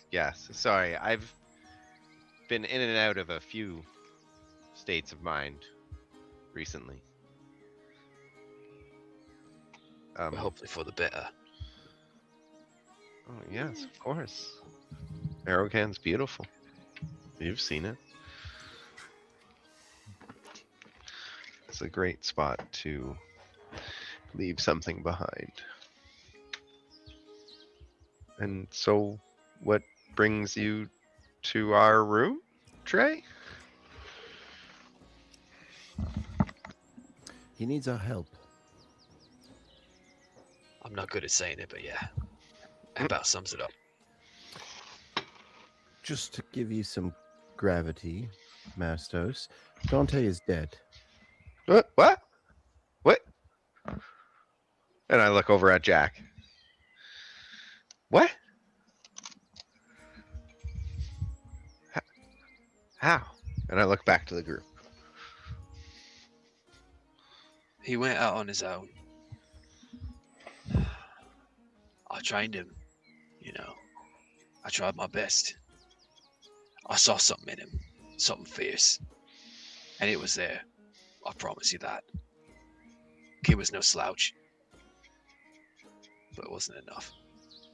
I let him go on his own. That's what it seemed like he wanted. I said we should help him.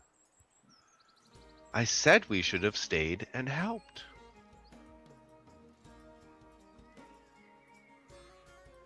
And now he's dead.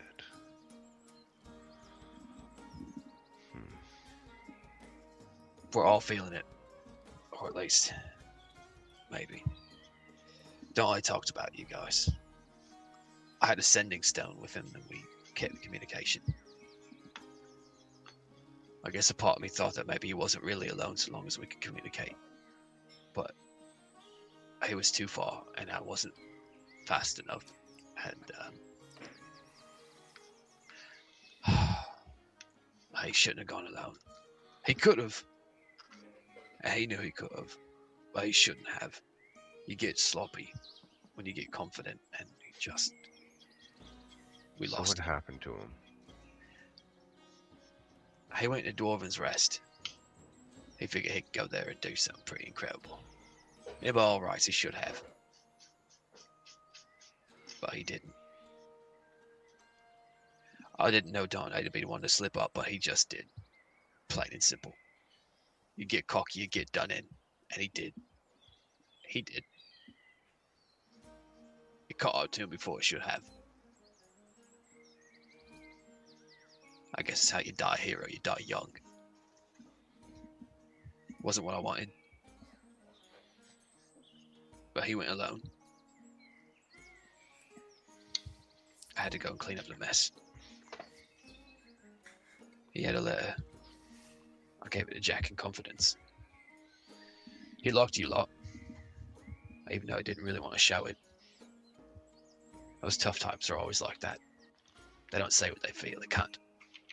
It gets to him, it's a weakness. He'd rather ride it out than face it on his own. I don't know if that weakness did him in, but something did. Maybe he just wasn't lucky. Roll of the dice, as it were. So yeah, he's gone.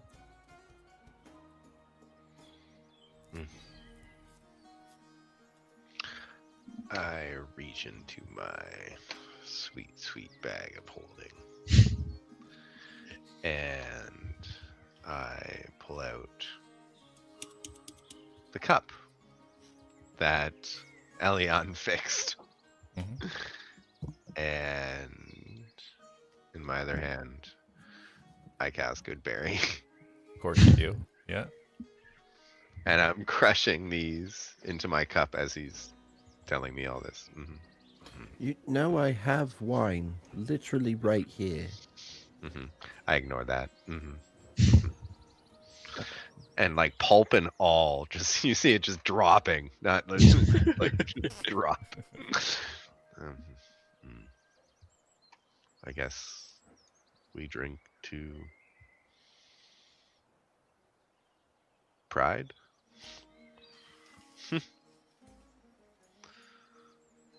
I don't know. Without Dante. I can do fallen friends. Elion says. Yeah. Jak will get up and go grab a glass. Elion shuffles over to putting like an inch of wine into a cup. He looks around. And I the room,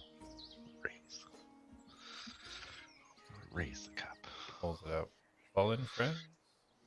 Fine. And Trey will get up and he'll come and grab a cup. Libations for those that didn't make it.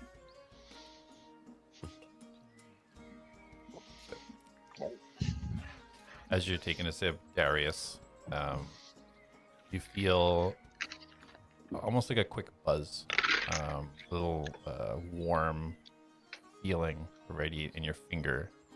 You hear, so I guess I'm going to be helping you.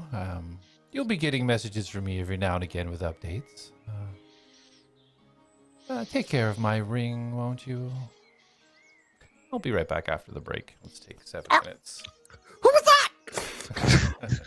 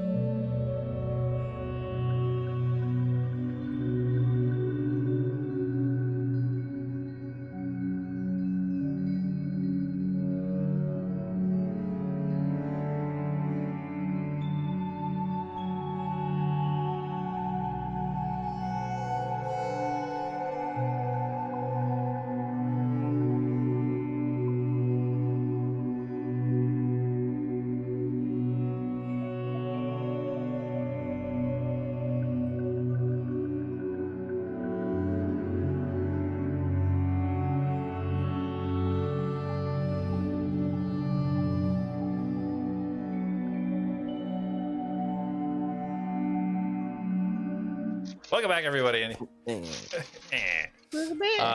So to recap, Mastos had arrived back in the room at the Triples, where everybody else was kind of having conversations, checking out this strange artifact that Trey had recovered after Dante's failed mission. Trying to figure out what's going on. They all raised a glass to fallen friends as Darius received a message within his mind after feeling a warm tingling through the ring that he is, the spell storing ring that he is wearing. And what? Sorry, who's this? Oh, I ring? work for our mutual acquaintance, Mr. Magnus Silverstrum, my mentor, and he's asking me to look into a few things for you, Darius. Every now and again, you may get a little message or update from me, letting you know whether or not I've tracked down some Paradon information. Right. Okay. What's your name? Oh, no need for such things, my friend. You'll find out soon enough. I don't like this game. Well, it's my game, so too bad. How many spells are you using to contact me? The ring you wear is quite customized, I assure you. Really? It just lets me put spells in it. What else can it do? Oh, that's all you can do with it, my friend. Perhaps when we meet, you can do some things for me. It's not the first time I've heard that. That's what I hear. Good lord. Well, look forward to meeting you. Maybe. And then you hear no response. Great. You guys just see Darius like staring at a wall. With, like he has like there is some intrigue, but also fear that is like mixed in with it. Mastos, you do see sitting down on the table, you do see these strange looking gauntlets. Unless you have taken them off the table yet. No, they would stay there. Okay. Yeah, you see the strange looking gauntlets. They're on there. Almost looks like a shiny copper mixed with iron or something. Stubby fingers on the edge of it. A big kind of coils almost where the wrists would be. Looks a lot smaller than what you expect gauntlets to be. These kind of spirals on it, looking like almost like a worm in a curling shape. Elion speaks up. So Mastos, you're all done? The seed is wherever it's going? The seed is secure, yes. Okay, so on to what's next? Well, weren't we going to finish helping you? You felt so passionate about cataloging the things we have to do. Weren't you on that list high up there? Well, I definitely want to figure out what this pendant, how to make it work, but I feel like I'm at a bit of a dead end. I know Darius asked Magnus to have a conversation with me, so I suppose that's my next step. But you don't need to stay in this town anymore, then? Not that I'm aware of. The most knowledgeable person that I was told was Aristos, and he didn't know anything. Nothing more than I knew. Well, you had said multiple times that you needed to get there and that you may leave, so you're staying then, for sure. Well, as much as I don't want to admit, I think I'm probably better off in a group than by myself. So yes. Well, So I guess it's on to helping this Thai fella and heading to Fort Ramlin. Why are we going back to Fort Ramlin? Well, not back. That's where I would be going back. It would be for the first time. Well, why do we need to go there? For me. Didn't we just do the thing for you here? No. We were getting you here. No, we also did save this town. That was part of your... Thing. Yep. Well, To be honest, it's for Shantra. right.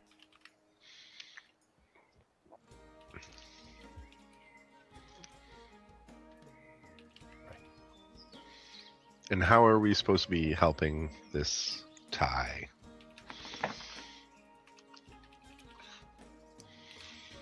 Taking this artifact somewhere safe. That's what matters. Well, there's no safer place than here right now. I'd like to believe that, Mastos. I really would. But I find myself worrying about who might get involved, and if they catch onto the trail, what they might do to a place like this. If I had it my way, we'd go straight to Haven. But I understand it's a bit of an undertaking. It's quite a journey. It takes time and resources. is that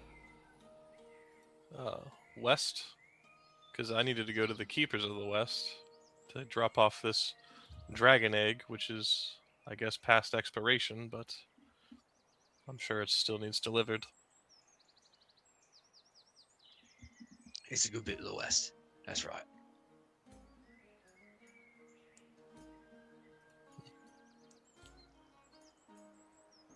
And it'd be nice to get to a town that actually has supplies in it.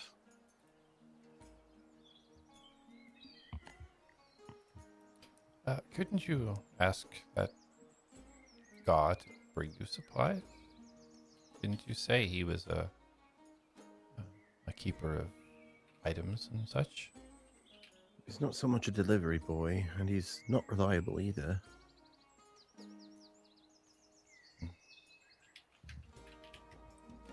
That's fair. And he prefers to trade. So I know we have a lot of stuff to get rid of, which would actually be beneficial. But Have we tried just asking for him? It seems that when we ask for these gods to show up, they like to make an appearance. well, I guess now that Darius can call out the people, if he wants to.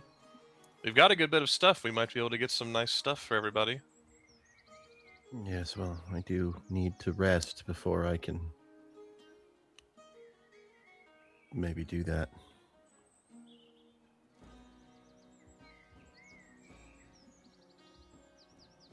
I once are feeling quite spry, actually.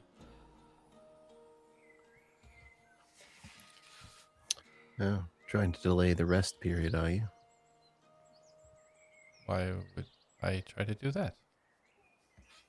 Because you know what we're doing tonight when we go to sleep. Darius winks at him. He turns his head, acknowledging, but still a little. And I wink at Ty. Trey. Trey. But in true Trey Mastos Hardem fashion, here. would get his name wrong anyway. All right. I thought it was on brand. Well, we've got a good bit of journeying to do. I don't see why we couldn't rest up. Fort Ramlin being a bit to the west, a bit more south than I'd like. Sounds like we've got plenty to do westward of here. So are we just leaving town and hoping Paradon doesn't murk everybody, or do we want to wait? What can Well, you tell me about this Paradon? Not a lot.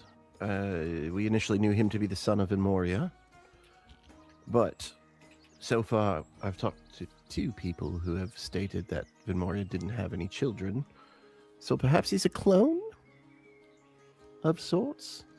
He was very ill. He was given to Mastos' druid clan. They used Mastos' tree to heal him. And then we killed Vinmoria, and I think Vinmoria took him over.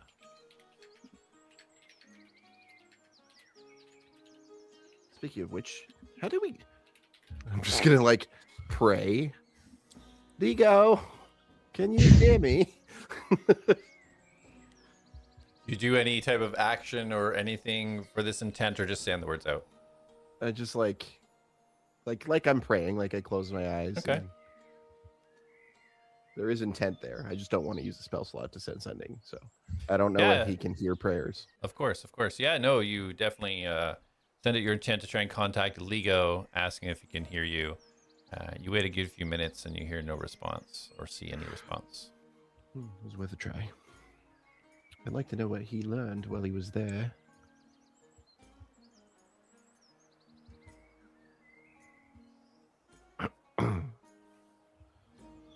Are we all sleeping here then, if we're resting? We can if you want. It's a little crowded for me. This room is huge. It's literally like, Yeah, how many rooms are on each No. floor? I understand, but there's lots of people here. I did enjoy the room with the Zooms. It's a little bit more relaxing. The running water helped me Yes. sleep. I too will be going to the Zooms. If we're going to be doing a little bit of resting now, are we traveling during the night? Might as well. That sounds dangerous. I'm We'll not be that. fully rested. I'm not very tired right now, so I don't see the point in me resting. But I might just go back in town, maybe gather up. Because it's been a day, right? Like a day or 2 since we've been in town? Yep. So I might hit up the stores again to see if there's anything. If anyone wants to tag along. Trey? It'd be nice to get the lay of the town. Elion, are you going to go back to the Zooms, or are you feeling fine as well? I feel just fine. I don't think I have anything specific. Oh, I would like to. Oh, right. Shouldn't we look for those farmers?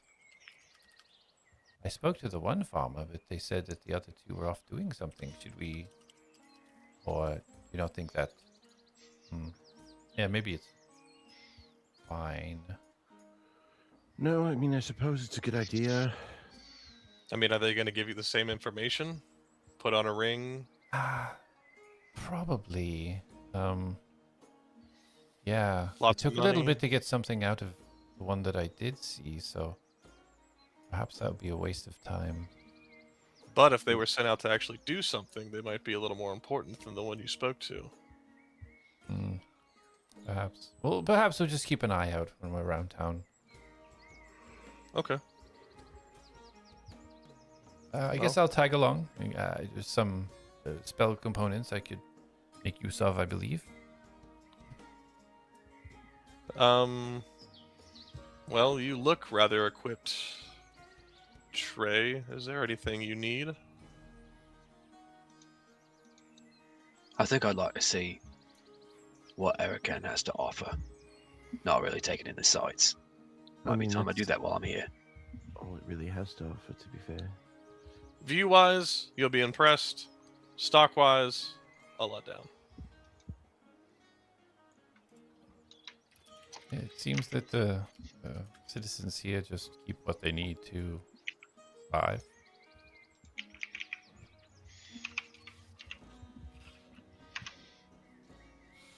Not much for adventuring. So, all right, and you'll see Jak kind of close his eyes and reopen them and you'll see a little bit of hazy purple in his eyes as he's gonna try to see where Reen's at. Okay, yeah. As you kind of look through Areen's eyes, you see, first of all, you really can't make out or see anything. It looks like something is completely covering her eyes. And then all of a sudden you see light, and you kind of feel the head be flicked up, and you look up and you see the sun up there, and as she kind of looks forward, you see the pools of water over by the Sooms. She kind of like shakes her body and flicks. You kind of see flickers of water coming off her kind of smoky burning scales. She just kind of seems to be looking around, having a bath. He'll just think to her, we're making our way in town to resupply. Carry on, I guess. And as you say that, she just jumps back head first into the water. You can just see the bubble swims around. And then yeah, he'll close his eyes and open them again. They go back to normal. And Jak will make his way out. All right. Yeah, Elion starts to pack up his stuff and looks like he's getting ready to go with Jak. Darius, Mastos. I'll go with him. Yep. Oh, I thought they were sleeping. No, if it's midday and we actually have something to do. Yeah, it's like 1 o'clock in the afternoon. Yeah. Mm-hmm. Yeah, Trey will put the world-ending artifact in the backpack. Can't forget this. All right, perfect. Yeah, absolutely. So everybody kind of starts heading out of the room. You guys are getting quite familiar with Aerocan now. Where did you guys want to head? I think we're leaving this up to Elion, since he was the one that knew where they were. Oh, are we searching for the people or getting supplies? Well, I mean, I was under the understanding they didn't really have supplies here. I know, but They Jak said have- he wanted to get some. Yeah, they might have a bit more healing potions. We'll have to see what else they have. Okay. And then we'll keep our eyes peeled for the other farmers that you know exactly what they look like. I have a pretty good memory, yes. Pretty good recollection. Okay. Definitely the one. And- The one was just no personality. Don't you hate those people? Oh, yeah. Can't stand them. Well, to the store then. And then he starts walking out. And Jak will, he's going to head to the store that he went to first when he first got there. Okay, yeah, for sure. Everybody else just following Jak's lead, or you guys want to go anywhere specific? Following him. Okay. Yeah, we'll go into the main town.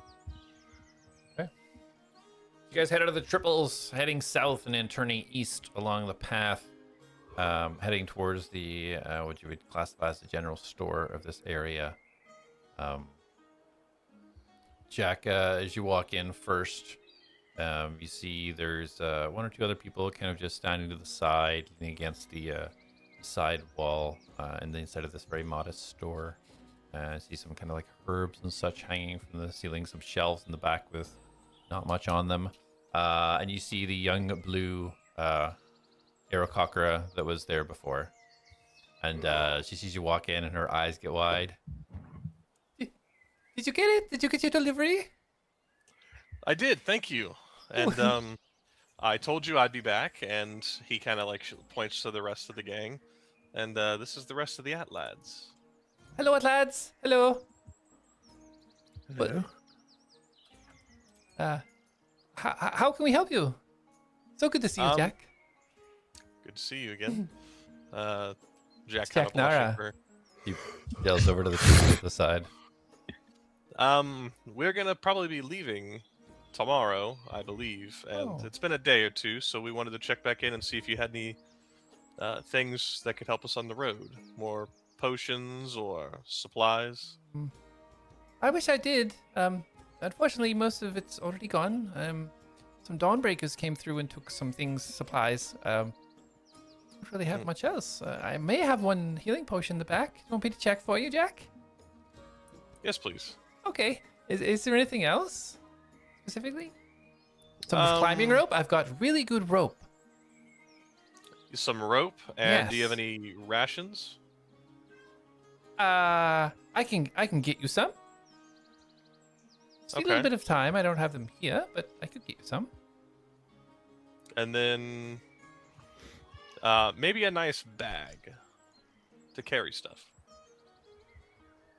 Okay. And she gets out a little pad now and starts rolling some stuff down. Rations. Healing potion. A pretty bag. And then I don't know if I need to get it from you or maybe from your barracks, but do you have any ammo for a pistol? Pistol. She kind of like looks down and says, "Oh, I don't think there'd be anything like that here. Nolja pistols is really rare. It's amazing you even have one. Only the Nolja really use them, so we don't really have anything like that here. Oh, Sorry, okay. Jak. I'm so sorry. I wish I had fine. some. I would give them to you. Well, not give because I get in trouble, but at least a big discount if I did. I appreciate that. So I've got rations. What is that? I can't even read my own writing. What does that say? Rations, pretty bag, and what was the other thing? The rope you spoke of. Oh, the rope. I thought there was something else. I can't read my own writing. THEI. Theirs. That doesn't even make sense. Whatever. Yes, I'll do my best. I'll get what I can together for you. Appreciated. You're welcome. Do you want me to pay for what you have now, or I'll check for the potion now. Everything else. Oh, you want the rope, right? The rope and the potion. and But- when you deliver, we'll be at the Sooms. Seems okay. You want it all to just send it all together when it's ready? That's fine. Okay, I will.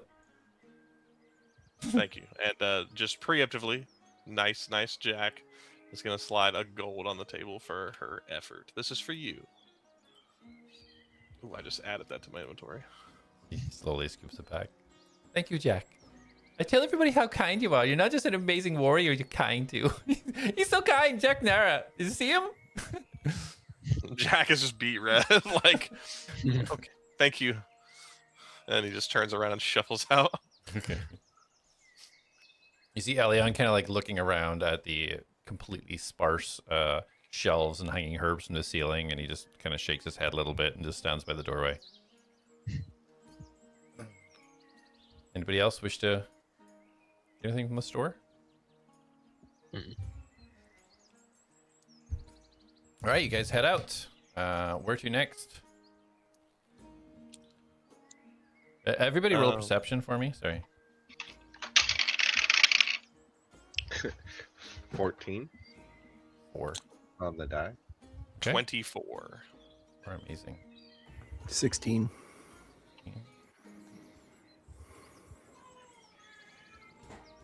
24. Wow. Awesome. Jak and Trey definitely taking in the surroundings.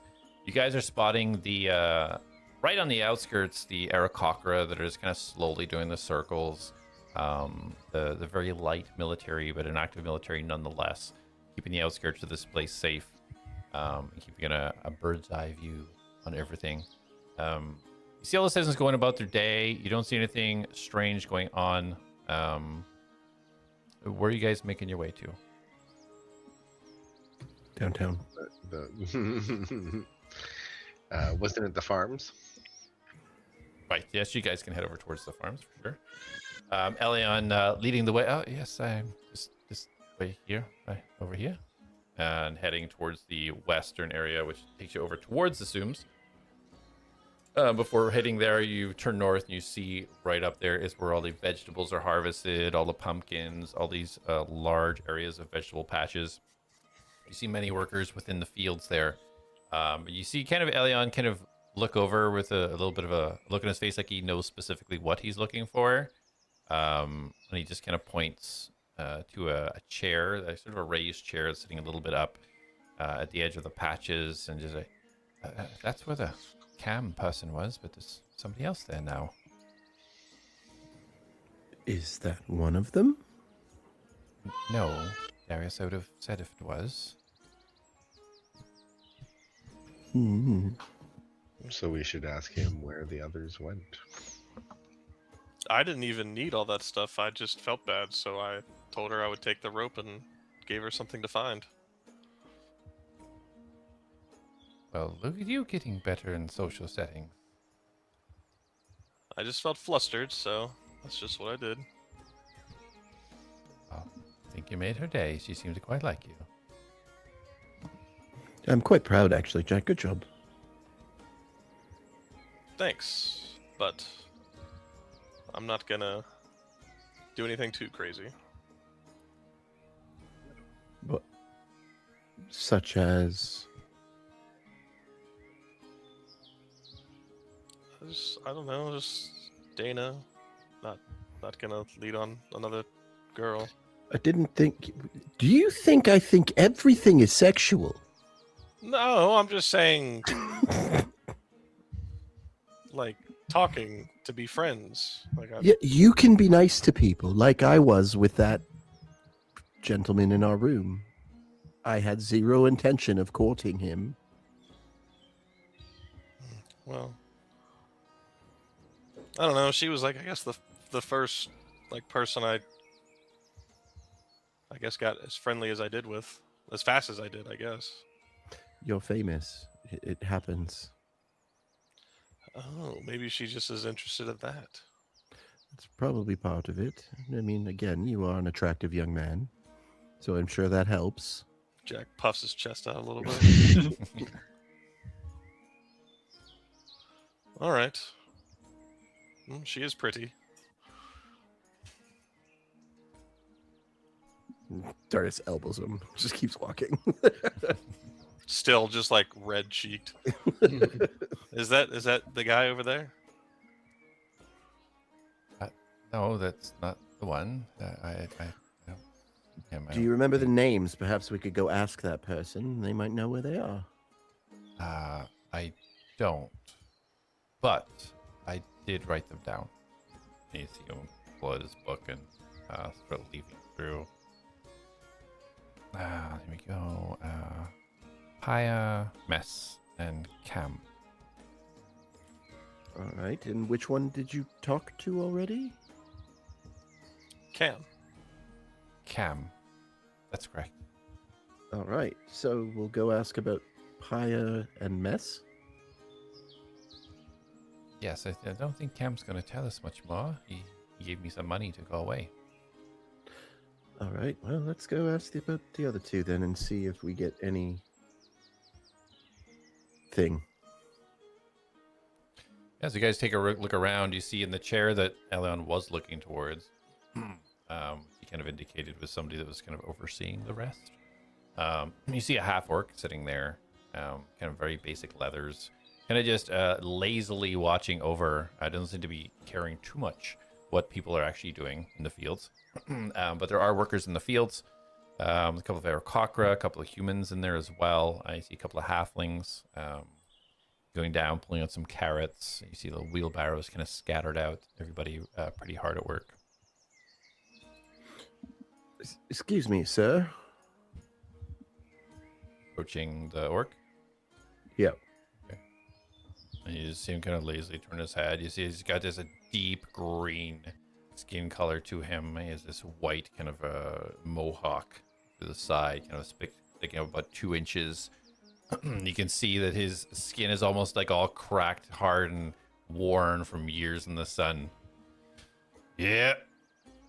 I'm going to take a gold piece and start like, bing, and catching it. And I'm just going to be like, we are looking for 2 individuals, a pyre and a mess. Are you aware of them or where they may be? Yeah, lazy buggers. Well, not here, but they never, even if they were here, it wouldn't even matter, would it? That's a neat trick there. Can I see if I can do that? puts his hand out towards the coin. Tell you what, you tell me where we can find them in this coin, and then he like flips it through his fingers. It's all yours. Well, they could be at the house back there, or they could be just prancing around. Who knows? I wouldn't be here if they were here doing their jobs. It would slack us. Darius makes the coin disappear. I'm sure you can do better than that. Oh, I wish I could. Anybody else we can talk to that might be more useful than you? Well, if you want to find Mess, you can probably talk to his wife. Up this house up there. That's a little bit more useful, and then he'll make the coin come back. Thank you, sir. Oh. Well, you're very welcome. Much appreciated. Any more information you need? Puts it in his coin purse now, knowing that you're not joking around. Just information on where I might find those two, that's all.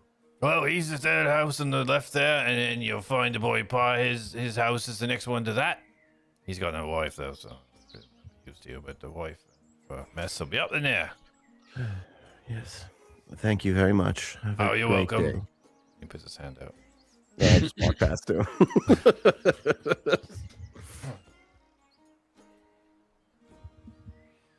Yeah, as you look up to where he's gesturing, you can see that kind of beyond this harvesting area, you can see that there is housing that's built up on the left and the right.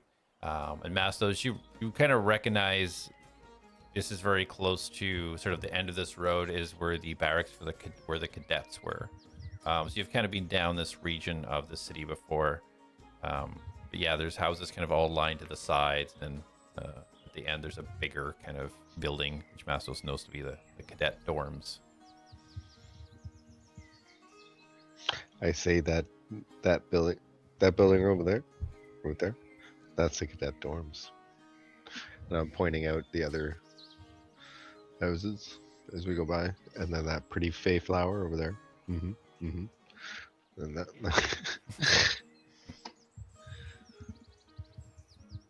So we're going to interrogate the man's wife. Maybe we don't say interrogate. Maybe we just ask some friendly questions, yeah? Yes. Yes, I think Darius, perhaps you take the lead on this one. And maybe we don't all go in or approach. Might come off intimidating. Yes, quite. And All right. Elion takes a few steps back. Elion, you should probably come up with me. I don't think we have to worry about you being intimidating. And you actually know what these people look like, so you know. You make a fair point. Yes. So I will do my best to try to not look intimidating. I am sure it will come naturally to you. I will do my best. You see him kind of like brush his hair to the side a little bit, kind of like. And he snaps his Rough a fingers and little bit. prestidigitations him so that he's all prim and proper. A little too prim, perhaps. You see him kind of just pull. That should do it. Sure. And I will go to the door. Yeah, you approach the door. As you see, this is these houses are jam-packed close together, almost like terrace houses. You have the door, and then you have kind of like a couple of feet on either side until the next house starts. Yeah, so I will go up to I think it was the third from the left, he said was Mess's house. You got it. Yeah, so I will go to that one first. Okay. And Here from the other side. Here's some shuffling. You're like a pan hit the floor. Oh, damn it. What? Who's that? hello. My name is Darius Silverstrum. I'm actually looking for Mess. Is he home? And you hear as she kind of runs to the front door and creaks it open. You see this small halfling peeking out, a little bit older in the face. You see this long brown hair going, You know where he is? Well, that, Do you know where he is? Because he bloody came in here, took his stuff, and he left. Got 2 kids in here. did he say where he was going? He bloody well didn't. If he did, yank him back here. Do you have... Fella brought a bag Any- of money. He took the money. He took his stuff. He's out. Left me and the kids here. Who's going to help us now, eh? Do you have any idea where he may have gone? I don't know. Probably that idiot pie somewhere. Find him, you send him back and all. Right.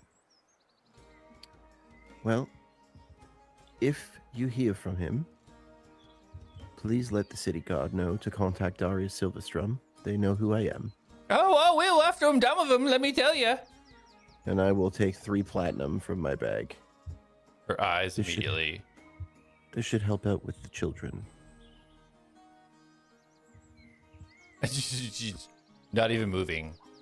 Looking like, you know, when a deer walks out and you're like, oh, don't move, it's going to run away. She's going to He leans in and he's like, this is the part where you put out your hand. Hey, thank you, sir. And I Her will let the hand kind money of go, shaking. Puts fall it into in. her hand. I'll tell you if I see him. I'll definitely tell the guards to get you, sir. It's much appreciated. And she kind of like gets down on her knees, down by where your feet are. Thank you so much. No, You don't know stop. what And you've done. He pulls his feet back. Says, stop. That is Oh. not what... Oh, sorry. I got a little bit away from myself there. Oh, it's much appreciated, sir. Sir Darius Silverstrum, sir. Oh, kids, come say thank you to this man. You see these little halflings start running out. Really Oh, say not- thank you. Hey. You're welcome. You see something go, thank you, sir. You're so kind. It's Darius Silverstrum. He's a great person. Thank you, Mr. Silverstrum, sir. Right. If you do hear anything, please, it's imperative that we find out. I will. Trust me on Thank this, you. I will. Mess and Pyre, they were close, yes? Yeah, bloody buggers.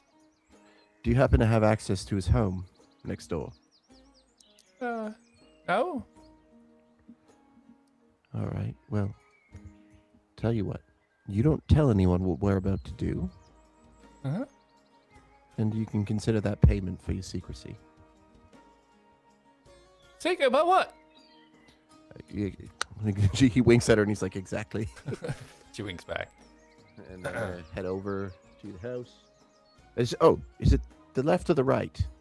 Because you just That told me one next there. door. She points one more up, so it'll be the 4th on the left. Yeah. So I will head over to that house and I will attempt to get inside. If it's locked, I'm gonna break it. Okay. Yeah, as you hear the door close, you hear woohoo! Let's go! The feet running away from the door. Anybody else doing anything during these interactions? Jack's waiting, Okay. just to after the conversation's over for what we're doing next. Okay. So I will actually kind of, for Jack, are you still able to get up? And he like points to the roof. Oh yeah, I can do that. See if there's a way in from up there. I'm gonna try and pick the lock for the door. Well, I found some tools that could help me get into a place off of Borman's friends. Oh, you mean tools like these? And he holds up his thieves' tools. Oh. Yeah, let me get on the roof. And Jack is well, he's gonna see if there's like a window or if he thinks like he can get on the roof. Yeah. Yeah, so as you look at the kind of the lineup of this and kind of scan down, go ahead and roll a perception for me. Gosh. 19 on the die. Plus 6, 25. Dang, yeah. As you glance up, you start to see, as you look up, you almost see a square tree branch, which is a widow ledge. But in your head, you're almost seeing the forest lined up. You can see the little twig sticking out. You can see that thick branch, which is like an overhang from a door. And you can make out a pathway. You could, pretty sure that you could jump up quite easily to get to the top of this roof. Jack would like to. Okay, roll an acrobatics. When Trey sees that Jack is going to start climbing up to get elevation, Trey's going to want to go up there too. Okay. Yeah, absolutely. Go ahead and roll an acrobatics as well. Jack got an 18 on acrobatics. 18. Can Mastos 23. jump it? No, you cannot jump like 45 feet in the air. But if I tried really, really You hard. could try really hard and see how high you get, for sure. Squat first and charge the jump, and then Oh man. Trey, you said 23? 23. 23, awesome. So Jack, what does it look like when you're jumping up the side of this building? So, not having his grapple and already using jump for the day, you said these buildings are kind of close together. It's almost like a terrace, there's not really a gap in between. It's a terrace building, so it's all walls and doors, only like 5 feet between. But there's lots of like ledges from these windows Okay, and above yeah. the doors. Just not understanding how actually athletic he is, but besides him doing backflips and front flips all the time, he like actually leaps up more than he thinks he can as he makes it to the first ledge and just quickly bouncing between different like spots for him to put his feet in, not even using his hands as he just gets up it as he's like doing this. As he gets to the last spot, he pulls himself up. Okay, perfect. So yeah, you guys see this kind of like almost dance that he's doing, going from foothold to foothold, his hands barely touching the wall. Yeah, he goes left to right, up, and then very easily pull yourself up. Trey, what does it look like as you very nimbly and expertly get yourself to the top of this roof? Yeah, I think Trey, seeing the footholds strewn about, Trey is going to start in a very similar place that Jack did, but instead of bouncing back and forth, he's going to leap upwards and grab a couple footholds and throw himself up and get real good focus on that one surface before he hops over and across. Perfect. Yeah, so he gets that grip, and as he kind of pulls up, and you can almost see the strength as he kind of like pushes himself off and up to get himself up to the next leverage of the next hold. A very different approach to Jack, but very easily making your way up there very, very quickly. So Darius, you see the two kind of like disappear over the top roof. Mastos, are you trying to jump up? I want, in a way that I'm not trying to reach the roof. I just want to jump as high as they're climbing. So like while they're climbing up, You want to be beside, like, just jump like- up beside yeah, them, I'm just like, oh, where you guys going? Huh? Oh, all the way up. Are you doing anything to aid this jump, or is this your natural ability of jumping? This will be. I don't think there's anything I could cast on myself. The sides making me one size bigger, but no. Just my natural athleticism. Okay, perfect. I'm glad you didn't try to make the entire building smaller. Okay, go ahead. Go ahead and roll a Can I cast a d20. spell? What spell do you want to cast? Reduce. What are you casting it on exactly? The whole house. No. Because I know I can't. But my d20 that I rolled was 8 on the die. Okay, and add your strength modifier for me. This is not My technically strength- D&D rules, but this is what we're doing. My strength modifier? Yep. Okay, so I'll add it to that, which is now a 19. Perfect. So we will say Sorry, a 9. Sorry, it's -1. I didn't get a net. It's a 7. It's a 7. Oh, man. I'm looking at 7 the other total? die. Yeah, 7 total. Okay. Oh, So yeah, you as Jack and Trey kind of like get their first footholds, you jump up like 7 feet, you land, and the very next foothold up, you try to jump up, but they are easily 5-10 feet above you already. You're just jumping up and down on the same spot at the same height.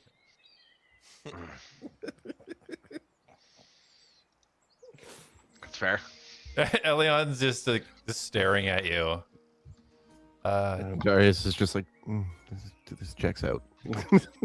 I can probably help you, Mastos, if you need to get up there. It wasn't a need. And I jump one more time. Arms and legs kind of kicking as you jump up, feeling yourself getting no additional height whatsoever. It was just a whim. So Darius, you are at the door. Yeah, you do feel it is indeed locked. So how do you want to approach it? You want to lockpick it? No, I guess I'll knock first, just because I don't want to be like mid Sure. picking the lock and have someone be like, "Can I help you?" Yeah, absolutely. Hey, you want to hear about Jesus? You do. I mean, you guys, as you're kind of doing this, you do notice like this is, mid-afternoon. There's people walking by. You see citizens up and down the street, kind of like watching. Nobody approaching you. A lot of the watching and the mumblings that you hear are more kind of excitedness of seeing the ATLADS than anything else. So they don't seem to be bothering you too much on what you're doing. So yeah, you knock the door, Darius, and Elion kind of like shuffles behind you a little bit, just enough to like be there because you said to be there, but trying to not show himself. He doesn't really want to talk to anybody that opens the door. You wait for a moment. No response. Okay, and you said I see all these people staring at us. You can see passerbys. Nobody's kind of like sitting and standing. There's not like a crowd or anything, but yeah, they're passing by. And I'm gonna pull the hood up. as soon as you disappear, Elion's like, Yeah, just relax. It'll be fine. but I don't want. Now stand in front of the door. See him look very displeased and just gonna shuffle forwards a little bit. And now I will pick the lock. You see Elion kind of just looking over his shoulder and people just waving. Yeah, go ahead and roll your lockpicking, your thieves kit. Oh no. It's dexterity and then proficiency, right? Yeah, if you're proficient with it, yeah. I am. So that is a 11. 11. You start kind of working your way through. I think you get it. 1, 2 tumbler, 2 tumbler, but the last one just you just lose it. All right, I will try again. Okay, he goes up a little bit. Try again. Mm-hmm. Nope, that's a 2, so that's even worse. Do you try Do I again? see him trying and Yeah, trying? absolutely. Well, you don't. You see. I see. You I see see lockpicks. you Do I see see the lockpicks. mechanisms? Well, technically, like, I just didn't want it, because once I start picking the lock, that's technically an action, right? Yeah, yeah, So that would yeah. break my invisibility. Yeah, I just didn't technically. want people seeing me pull the things out and, like, lining it up in the door. It's just... Yeah, yeah. So you see, for the sake of flavor, you see the lockpicks just kind of floating and moving around while Elion stands about 1 foot behind it, just kind of looking left and right. Do you want me to do it? You can definitely try, because it's not working. And I touch the lock and cast reduce on it. Yeah, absolutely. This trick that you're now becoming you're marking your territory. Going city to Just city, like- seeing tiny locks sitting on the ground. Darius just turns and looks at you. Invisibly. Invisibly. I'm smiling. I did good. So yeah, you cast your incantation on the lock. As you cast this incantation, Darius, you see this, and Elion would as well. As you do this and you put your fingers on it, you see Mastos' fingers start to change a little bit. And you see this kind of a dark brown start to form around them. And you see this tough, almost lines going through it like some sort of old oak tree. As his fingers and his hand kind of melt into this, almost like an old hardened wood, as he puts his intent into this lock. And you hear this little, you see the lock just turn tiny and his hand forms back into normal. Did you just become a tree? Huh? get it. He pushes the door open. I'm like holding the lock, like, huh? Yeah, you push the door open, and as you do, on the roof, Jack and Trey, as you kind of land on the roof, both roll a perception for me.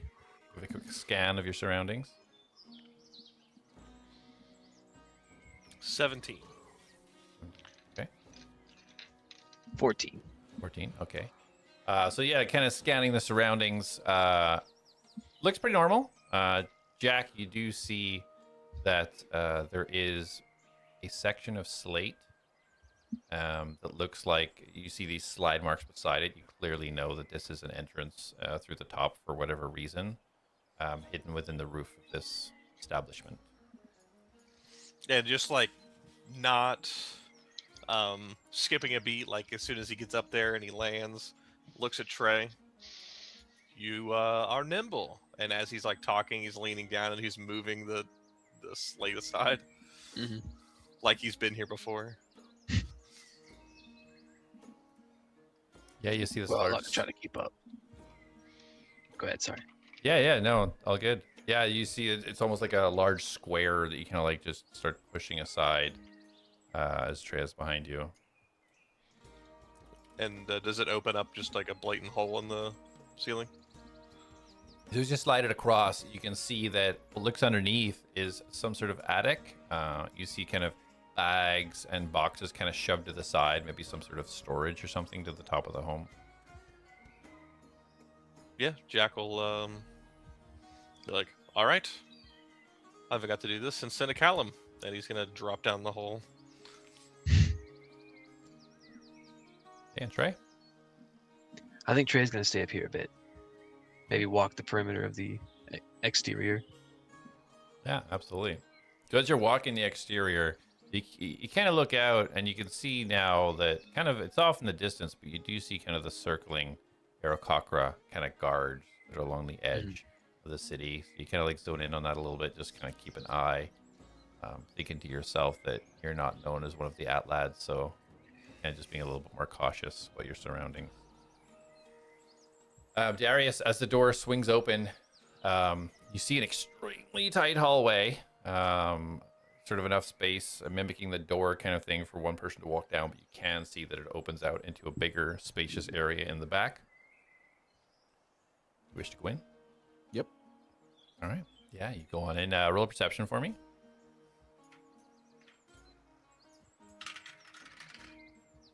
Numbers are not good tonight. That will be an 11. 11. Okay. Yeah, you continue down the hallway. Elion staying at the doorway. Bit kind of worried about what's going to happen going in. So he's kind of like just standing, looking around, looking within. Mastos, with the tiny lock in your hand. Are you doing anything specific? I'm gonna put that lock in my pocket, Okay. Lock is in your pocket. and I walk in with Darius. Okay. Yeah, Elion kind of like leans to the side, lets you kind of walk in. You and Darius walking into the main room. As upstairs, Jack, as you kind of land in, you take a look around. You can see, yes, this is some sort of storage. You see sacks. It looks like grain or something kind of piled up in these burlap sacks along the wall. You can see at the south end of the room, you see ladders heading down. Okay, yeah, he'll make his way down.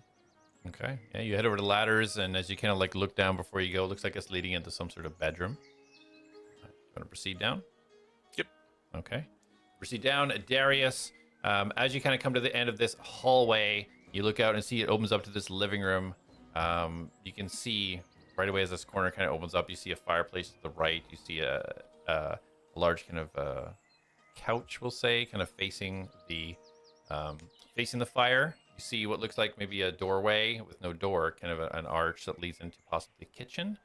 But the second you take that step into this area, you hear click and roll a dexterity saving throw, please. Ooh, we forgot to look for bombs. I mean, I was gonna say I'm gonna be watching out for, like, looking for any signs of where they would have went or traps, but Yeah, the perception roll. Okay, so I'm, that will may, be may I? Well, let's A see if he 10. blows up. Sorry, what was your throw? a 10. A 10. Okay. So yeah, as you hear this kind of explosion, you see this ball of fire shooting towards you. As you kind of try to duck out of the way, and it catches you full in the left shoulder as you take 8 fire damage. Mastos, dexterity saving throw, please. Why didn't you do this to us? Better than when Scar just opens stuff up and gets point blanked. That's a 16 on the die. 16. Okay. So you seeing Darius get hit with this, and you kind of like almost lurch forward to try and help him. And as you do, it kind of turns your body, and the firebolt just heads out the doorway as Elion kind of stumbles backwards with his -1 dexterity saving throw for a total of 1. As it slams into his chest as he tries to back, flies back and slams onto the ground, taking the full 8 fire damage. And as you kind of like recover from this, Darius, you can look up and you just see this thing kind of like swinging from just above the kitchen doorway. Whatever it was looks to have been discharged. Would Jak have heard that? Absolutely, yeah. As soon as you get to the bottom of the rungs into this sort of bedroom area, you hear this kind of explosive sound, and Elion just outside. Ah! Jack's gonna think to everyone and just be like, "Someone's not paying attention." As he steps boldly around. The irony Mhm. in that.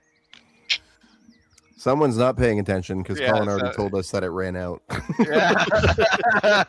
I have not reestablished it. Well, you said as it being 1 hour. This lasts for 8 hours. What? Oh, it's a duration of an hour. Well, someone else isn't So paying he's still attention good. now. So he's still good. Jack always It's pays fine, attention. I'm fine. It's okay. It was a minor explosion. Ah, it's not okay. I'm hot. You're fine. Stop whining. Burning my robe. Oh, you I poor like thing. this robe. Can't you fix it? Oh, right. He starts casting mending on his robe. All right, try to find anything related to where they might be going. Keep an eye out for traps. Obviously, this place is booby trapped. Yes, sir. As Jack will continue to look around. All right, roll investigation for me. You dig through, looking for some details. Yeah. Ooh, dang, I'm rolling good right now. That'll be a 24. Dang. Mine is a 7. Mastos, are you looking around? All right, Always. made investigation then. I'm like the number one who's going to be always looking around. Mhm. Natural 1. Nat 20. Nat 20. Oh, But damn. I thought I had a -1. I have a Glad I had +1. this. That's okay. So Natural 20 is 21. natural 20. You're good. I'm gonna Um, use one of my lucks to okay. roll mine. Yeah.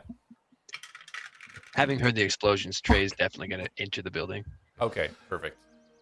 Hold on, what was it? So I have a 10 now. Okay. Perfect. 10, okay, got it. Yeah, so Trey, you just you kind of run over, do a little one-hand flip down in and run over to the stairs. You kind of immediately just see Jak kind of like poking around in some bedroom. You can't see the source of where this explosion was, and you did not get any type of message within your head. Yeah, so I mean, seeing the Jack's fine, I think Trey's just gonna move on, and if there's like a clear path to take, Trey's probably gonna try and move past Jak to go and see what that was. Okay. Jack would. I'm assuming Jack would see Trey enter. Yeah. You're kind of investigating. You see him come down the stairs behind. Just an explosion at the front door. They're fine. Just a little trap. So if you're gonna continue on, be cautious. And Trey's gonna look at Jak. How do you know they're fine? What did they tell you or something? Oh, yeah, we can. Thanks to Mastos making a deal with the devil, we can communicate telepathically with all of us, and it lasts a long time, and we can talk all together, individually. Yeah. So There's the guy who made the same deal with the same devil. I was much younger. So, yeah, they're good. And if anything does happen, they'll communicate it, and I can relay to you if you want to help me look for anything up here. Sounds like we've got a bit of a trap house then. Keep close, keep it tight, move at good speed. We're going to see if we can find these traps before they find us. Eyes peeled, and carry on, soldier. Back to look. Love it. So yeah, as you guys are kind of up in this bedroom, very simplistic bedroom. Bed across the side. What immediately stands out though is you see all the drawers are all yanked out. There's some clothes on the ground. You can see clearly a lot of these drawers emptied. You see a wardrobe that the kind of the door is open. You see a bunch of the items in there gone as well. Whoever left looks like they took a lot of stuff with them. You do not, with that roll, you definitely are confident that there was no traps within this room. And with that investigation, you're very certain that you're not missing in this room. This bedroom looks clean. You don't see any trace of anything that they've left behind that would indicate where they went, or any traps that look safe. And you do see in the right and the northeast corner of the bedroom is stairs leading down, which you, as you glance, you can see leads into the kitchen. This room's clear, and there's no traps. But the story checks out for leaving. If this is the person that got a bunch of money, they just must have left town. Seems like they left in a hurry. A lot of stuff cast about, like they got what they needed and got out. Either under duress, or they must have gotten a lot of money and wanted to leave this town immediately.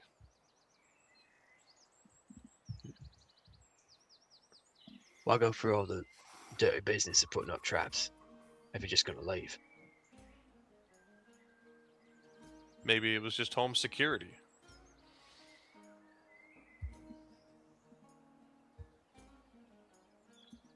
Have the others found any more traps? Not to my knowledge, but we're about to make our way to what looks like a kitchen, so I doubt they booby-trapped that. I'm assuming that explosion went off as soon as they got in the house. Knowing Darius, he wasn't able to pick that lock. He either had to blow the door up, or... No, he's picked a few locks. So... I've successfully picked more than I've failed at. He's probably got him in. And Jack's like trying to play like a time frame in his head. Yeah, it was probably initially as soon as they got in the house. So, we'll probably be okay. Well, soldier on then. Keep it slow. Keep your eyes wide. As Jack like makes his way to the next room. not sure how to do this with this guy. I love it. So yeah, downstairs, Mastos, as you kind of catch up to Darius moving in, kind of looking through everything. Darius getting very distracted by these beautiful pictures of women across the wall. But Mastos, yeah, you look through, and you look at this trap contraption that was set up, and you can tell that it seems to be like a one-time use thing. It doesn't seem to be resetting or reworking. Whatever fuel was in this is spent. Look around, you can see kind of scrapes across the ground. You can definitely tell that things were kind of moved around and taken in a rush. But again, you don't see anything that stands out to indicate where they would be necessarily. And that's kind of checking this entire living space. You see this arch leading into the kitchen at the end. But yeah, it's very clear whoever left in a hurry. I go to the kitchen. Yeah. As you go in the kitchen, you go in and you look around. Roll a perception for me. That is a Dirty 20. Amazing. Dirty 20, you see the back door is slightly ajar. You do see that there's the cupboards, some of the cupboards open. You see some of the plates and such have just been scattered and left on the countertops, on the dining table. You see the hearth, kind of the stove that they have there, kind of with the pots. Looks all burnt out.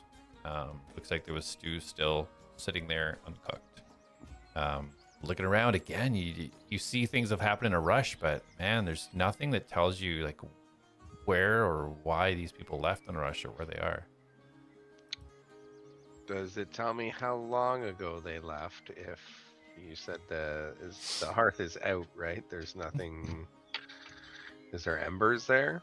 Yeah, go ahead and roll investigation for me, or survival, your choice. Survival, please. Yeah.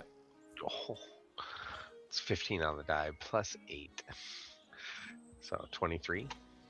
Okay, 23. Awesome.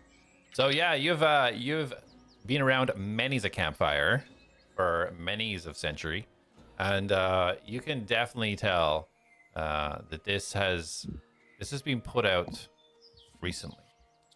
Whatever was being cooked here and the cooking ended, looks like they maybe did this to make sure that it didn't, catch on fire, whatever the case may be, but it was put out on purpose. And you're guessing probably a few hours.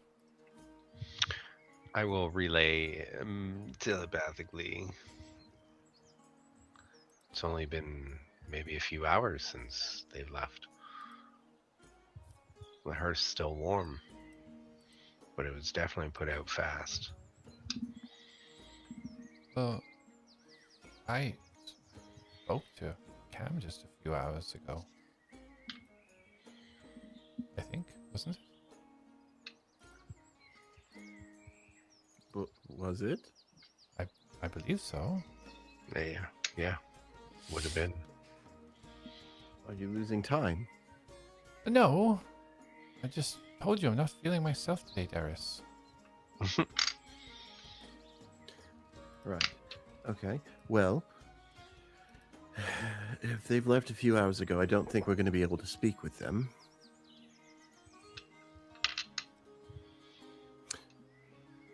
Elion, do you have any way of making yourself look like somebody else?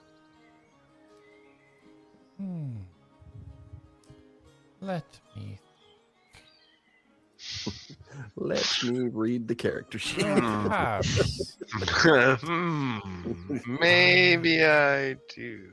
I mean, not really. I can cast a small illusion that would look like me, but Okay, well, could you cast an illusion that makes you, like, over yourself, that makes you look like him? One of them. not really. It's quite easy to detect. It might look a little bit strange. I'm not asking so you can fool anyone. If I know Oh. what they look like and I know their name, perhaps I can send a message to them. Oh, right. What else can you do? What do you need then? I can light a nice fire. I can clean that mud on the back of your leg there. Ooh. Can you? I can I've been do trying that to get too, that. and I'll press the digitation in. How clean do I feel right now? Prestigious. Is this like a level I've never actually felt? Shining. Is this fur. what I felt like when I was born? So as you're having these thoughts, Jak, entering the kitchen, Trey, are you following? Yeah. Okay, perfect. So yeah, Jak and Trey entering the kitchen as you see Mastos just completely reveling and looking at himself on the back of his legs and his skin, looking to see how shiny he is.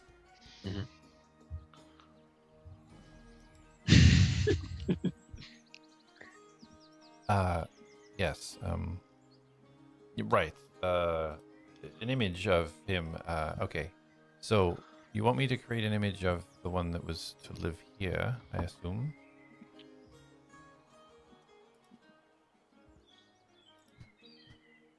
Mess. Right. Mess. Right. Yes. And you see him kind of hold his staff in one hand, and a kind of crinkled brow as he tries to think. And starts to kind of cast and move his hands a little bit awkwardly. And he kind of like just shoves his hands forwards. And you see this image appear, which is a little bit shaky. But you do see a human form dressed in very basic farmer's attire, very much like the peasants that you've seen working within the fields. You see brown hair. It's almost like in a bowl cut, and then goes a little bit longer at the back. Stubby nose. Yeah, so it's presenting pretty well. He looks pretty generic, but it's not bad. And which one is this?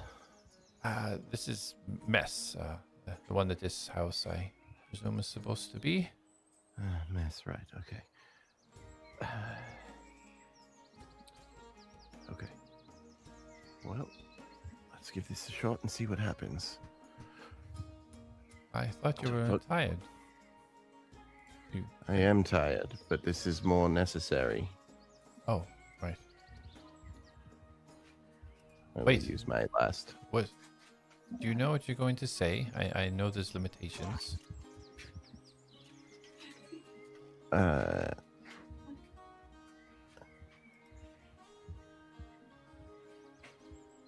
Perhaps we should plan first. Right. What?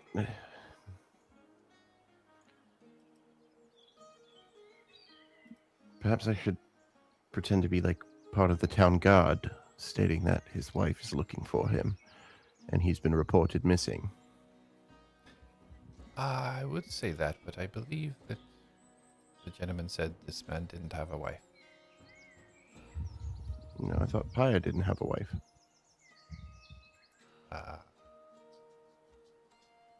Oh. Maybe I got the wrong one. Is this Mess's house or Pyre's house? We're in Pyre's house. And he had a wife. No, Mess next door. Oh, next door was Mess. That had a Right. wife. Correct. And Pyre also has a wife? Pyre does not have a wife. But we're in Pyre's house.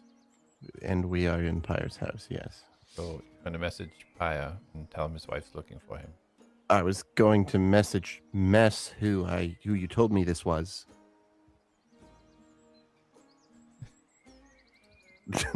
Right, that his wife's okay. Sorry, I'm caught up now. Is Jack down there, or is he still in the kitchen? You and Trey are in the kitchen, currently watching Mastos admire himself. Okay. Do you guys want to do anything while you hear Darius and Elion having this conversation? Yeah, has this place been thoroughly checked as well? You don't know. Yeah, I'd imagine we would probably keep sweeping sectors. Yeah. Okay, so both of you roll investigation for me. Okie dokie. Ooh, it's caught up to me. All my good rolls. Not me yet. 21, baby. Nice. Where's my investigation? 9. 9. Okay, perfect.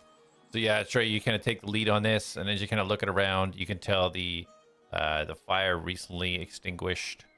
You can tell whoever left in a hurry, but they did so making sure that kind of no major damage was done to the home. And you also look up, and you now see the exit of the kitchen, kind of pointing towards the front door. You see a mechanism that's released some sort of trap, but you can definitely see that it's been extinguished and any fuel gone. You see tracks leading out the back door, which is ajar. Oh, okay. I think we're gonna go and check out the back door and see what may have occurred back there, and if there are tracks that we can continue to follow. Okay. Jack, you follow suit. If he points out the tracks, Jack would take a look at them to see if he can guess how old they are. But yeah, he would start following them as well. Okay, perfect. Yeah, go ahead and roll survival for me. That'll be a 18. Yes, 18. Okay, awesome. So yeah, you can tell that there's some mud was tracked in from the back door and kind of moved around this room and then back out again. But you can tell that there are 2 sets of footprints. Size and shape, you're gauging probably to be human. Both exiting the back door. No gauge on how old they are. Few hours. Okay. Yeah. These are 2 sets of footprints, and they're only about a few hours, so they're probably long gone at this point. Well, if they only went on foot, maybe they can get so far. People get tired. Maybe we follow these and see if they found themselves some sort of wagon, maybe a horse or 2. Okay. All right, you guys head out. Yep. All right, Mastos, are you following?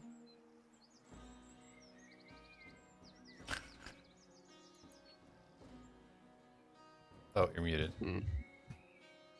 No, I am still caught up in how clean I am. Okay, amazing.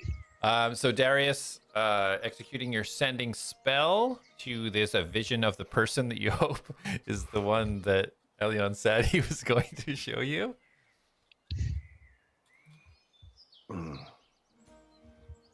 Hello, Mess. This is a guard from Arakan. Your wife contacted us. She's worried.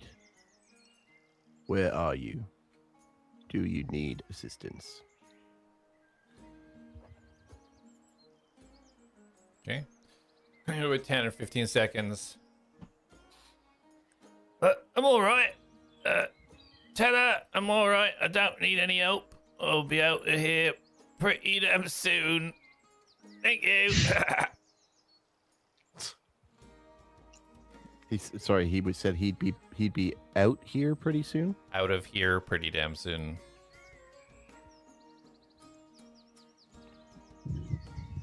Okay, well that was unhelpful. He's still alive though. And still here.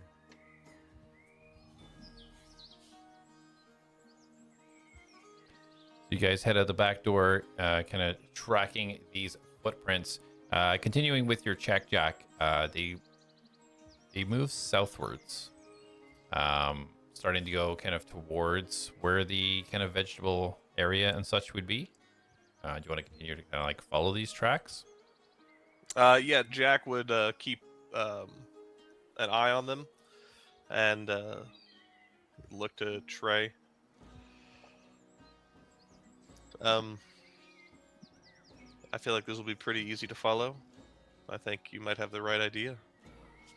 We'll have to find out what's going on. And Jak will thank Tareen. I'm out by the farming area. Can you fly overhead and head? Which direction are we going? The footprints so far, until you continue to follow them, are in a southward direction. Okay. So he's going to just let her know, can you come southward towards us so we can get you above to see if you can spot anyone fishy looking.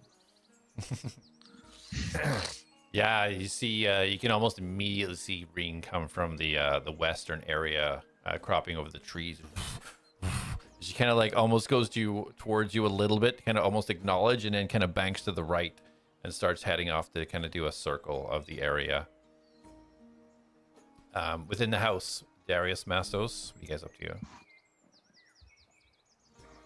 Well, Darius believes he's done a thorough check of the area, so he's like, well, Yeah. They're not here, they're gone. I don't see anything indicating where they may have gone. I think we should go. Yes, I could agree with that. I would think Mastos. too, Jak. We're ready to go. I don't know if you found anything upstairs.